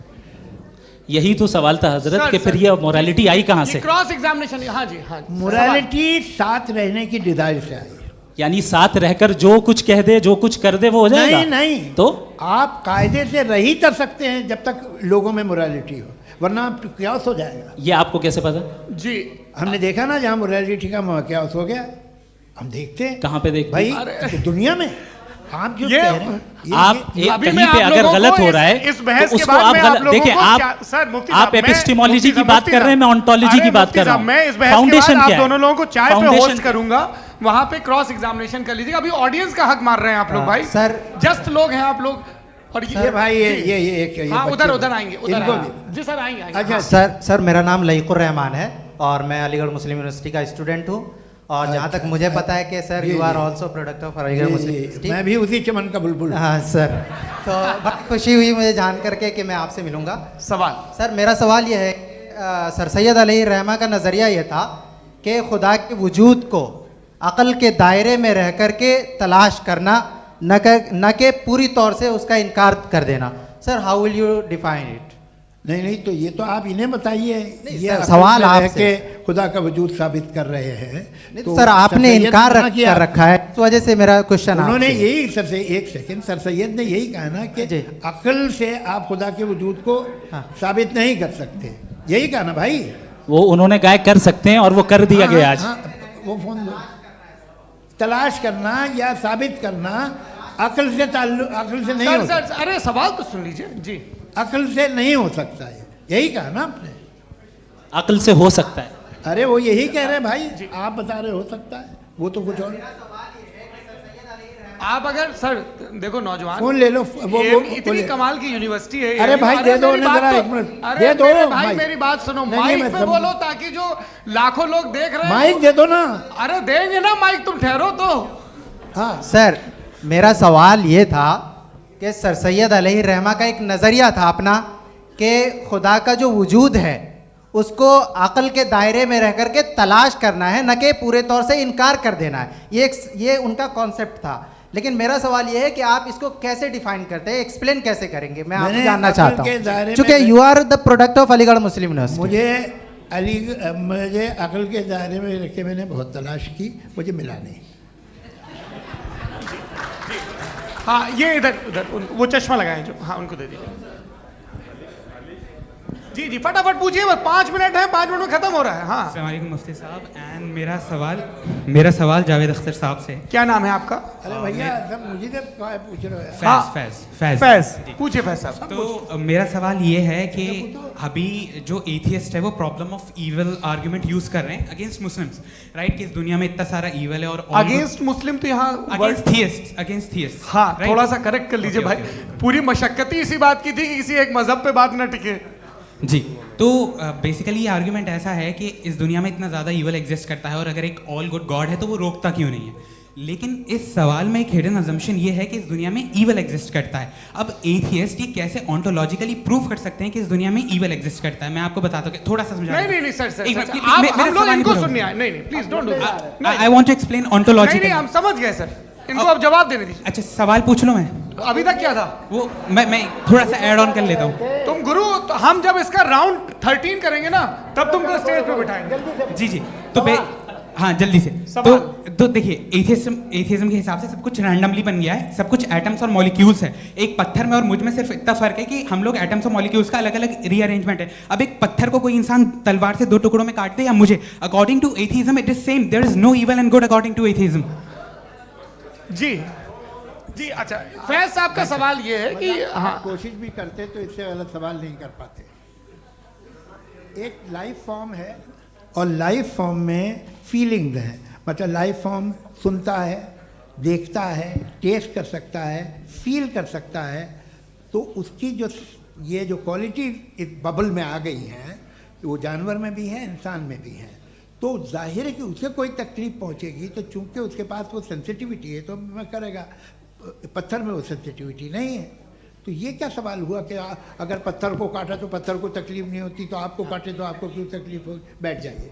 जी हाँ अगला सवाल। हाँ पूछे जी जावेद अख्तर साहब। अरे भैया सब आप लोग मुफ्ती साहब को छोड़ रहे हैं, तो मेरे ही पीछे पड़े हैं क्या? फिर चलो बोलो भाई। You asked how God can exist when children die in Gaza. Huh? You asked how God can exist when children die in Gaza, and you also mentioned the rise of atheism in Europe. But the same events also are leading many atheists and non-believers to turn towards faith. How do you interpret this contradiction, where suffering pushes some away from God, yet brings others closer to belief? देखिए आपको एक बात बताऊं, दुनिया perfect तो कहीं भी नहीं है, हर जगह कुछ खामियां हैं। बेटा एक मिनट आप ही को कहेंगे, देखो वो तो कुछ खामियां, कमज़ोरियां, खराबियां सब जगह है। लेकिन अगर देखोगे ईमानदारी से कि दुनिया सबसे ज़्यादा महज़ब कहाँ है, एक आम शहरी को कहाँ हुकूक हासिल हैं, वो बोल सकता है, अपनी मर्ज़ी से काम कर सकता है, अपनी मर्ज़ी से राय दे सकता है, हुकूमत के ख़िलाफ़ बोल सकता है, बरसरे इक़्तिदार लोगों के बारे में बोल सकता है, सरमायादारों के ख़िलाफ़ बोल सकता है। तो आपको ये स्कैंडिनेवियन कंट्रीज़ में मिलेगा, वेस्टर्न यूरोप में मिलेगा। मैं नहीं कह रहा वो परफेक्ट है, बिल्कुल नहीं, वहाँ बहुत ख़राबियाँ भी हैं, परफेक्ट तो कोई। लेकिन जिन जिन मुल्कों में, लैटिन अमेरिका देखो, गल्फ़ देखो, वहाँ पर आपको ये ज़रूर है कि रेप नहीं होते होंगे। रेप की ज़रूरत क्या है भाई? उसको तो ख़रीद लो, घर में रखो, सड़क पर रेप करने की क्या ज़रूरत है? मगर सुनिए, मगर हकीकत ये है कि वहाँ शख्सी आज़ादी राय देने की, बोलने की नहीं है।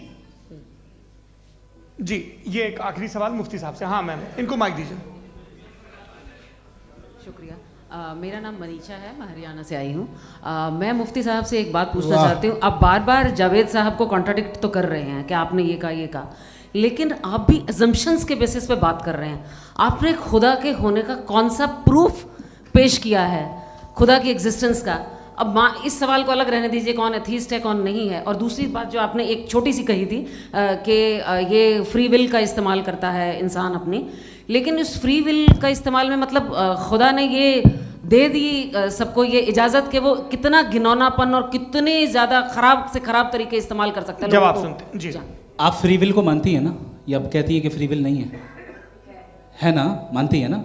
तो अब आपके पास इसका कोई एक्सप्लेनेशन नहीं है कि अगर एक इंसान उस फ्री विल का इस्तेमाल करके गलत काम कर रहा है और बच के अच्छी ज़िंदगी गुजार के निकल जा रहा है, उसका कोई रिकम्पेंस नहीं है। हमारे वर्ल्ड व्यू में जो इंसान गलत काम कर रहा है उसको भी रिकम्पेंस यानी उसका बुरा बदला मिलना है, और जो सही काम कर रहा है उसको सही बदला मिलना है। लिहाजा जो फ्री विल है वो इस तरीके से है कि एक लिमिटेड टाइम तक खुदा ने मोहलत दी है। ऐसा नहीं कि छूट दे दी, जो करना है करते रहो हमेशा। वक्त आएगा जब एग्जाम का टाइम खत्म होगा तब रिजल्ट आएगा। दौराने एग्जाम जबरदस्ती आपको नहीं बताया जाएगा। अरे भाई एक सेकंड, जी एक सवाल मुफ्ती साहब से मेरा, मुफ्ती साहब से जी, रुक जाइए, आपसे फोन, आप इसके बाद आपसे माइक छीन चुका। हाँ बोलिए। मैं मुफ्ती साहब एक ही सवाल करता हूँ कि अगर जो हो रहा है फ्री विल से हो रहा है और एक दिन बरोज़ क़यामत इंसाफ होगा मैशर में वगैरह वगैरह, तो दुआ क्यों मांगते हैं लोग? दुआ मांगते हैं इसके मतलब है अभी भी उसने ये डिपार्टमेंट रखा है कि मैं रोज़मर्रा की ज़िंदगी में बिल्कुल बिल्कुल ही कैन।